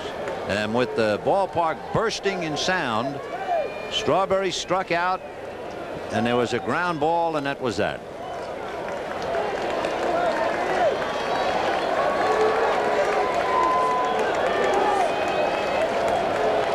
For the Red Sox, when we say they are on a roll, remember they were down 3 games to 1 to the Angels and jerked the rug out from under California. They had to win 3 straight from California, and they did it. They came into New York, and they're trying to win 2 straight here. So if the Sox win this game, they will have won 5 straight clutch ball games. They're 2 outs away from doing it. Joe Sambito and Calvin Schiraldi, 2 former Mets, throwing in the shadows of the Boston bullpen. Wally Backman has walked twice and singled twice. Sambito, of course, the left-hander. And Bob Stanley wants a new ball. Pitchers have told me sometimes that some balls feel bigger than others. Sometimes it seems get a seam that's raised or what have you. They're almost like the surgeon's feel. Safe crackers. Yes. Pickpockets. Sensitive fingertips. 1 ball and no strikes to Wally Backman. The interesting thing, too, Dykstra has a single and a walk. Backman has 2 walks and 2 singles. That means that the 2 guys who set the table, the 2 pests, the 2 fellows who are so important, and how important it is to keep them off the base paths, have been on the bases 6 times and only once produced a run. So you lay the body right at the doorstep of the heart of the Mets lineup.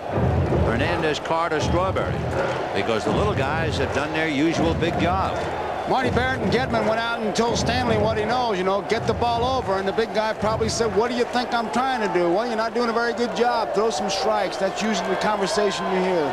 2-0. And he does what he's told. No strategy. You just say, hey, we can't make a play if you walk everybody. Well, I'm not trying. Some conversations you have out there.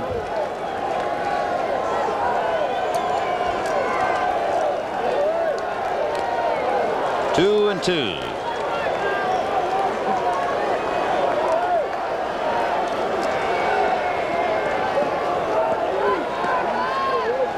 Keith Hernandez waiting his turn on deck. He has 1 hit. Had he gotten another hit, the slam off Clemens' leg, who knows how this one would have gone. Slow roller to Stapleton at the bag. He'll take the easy out. 2 down with Dykstra at second base, and the batter is Hernandez. Our special thanks for some great shots to Michael Weissman, Harry Coyle, and George Finkel. It was not much of a story as the Red Sox broke it open in the 7th inning.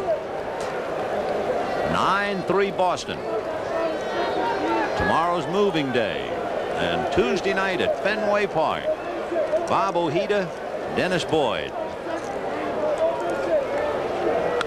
High high drive into deep center. Henderson digging to the track at the wall. He's got it. And that summed up the Mets all night. They've been a buck short, and the Red Sox, who were supposedly almost a 3-1 underdog team, have swept two in New York. They have sent Davy Johnson and the Mets back to the gloom. And we'll see if it continues at Fenway Tuesday. For the New York Mets, disillusionment, and for Wade Boggs and company, they feel they're a team of destiny, especially after they won that big game against the Angels, and it is held up. Tonight's NBC Miller Lite player of the game would be Wade Boggs, and Miller Lite happy to present a check for $1,000 in the name of Wade Boggs to the National Multiple Sclerosis Society. Boggs took a hit away from Hernandez, took a hit away from Carter, took a hit away from Santana. He doubled and scored a run, then he doubled again in the 9th inning, and so Wade gets the honor indeed. But the Sox get the win. That is the big one. You know, you come into a park, you say, well, if we can split, win one and lose one, we'd be happy. 2-0, they really have to feel that they can do some big damage in Fenway. It must have seemed like an eternity to the New York Mets, and it was close. 3 hours and 37 minutes. Wade Boggs has to be the man of the moment. Let's go to him and to Bob Costas.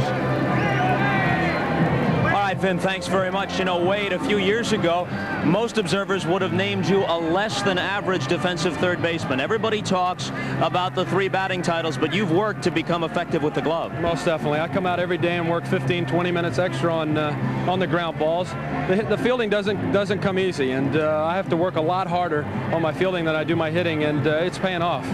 You made a play on Mookie Wilson in the 7th last night. We're looking at a couple of the plays you turned in tonight, but in the 7th to take a hit away, and that preserved the 1-0 lead for Bruce Hurst last night, and at least 3 fine plays tonight. Well, I didn't get any hits last night, but I felt like I went 4 for 4 with that diving play that I made that eventually saved the tying run. And the only way you can do is contribute in games like this, and I'm just going out there trying to do the best I can.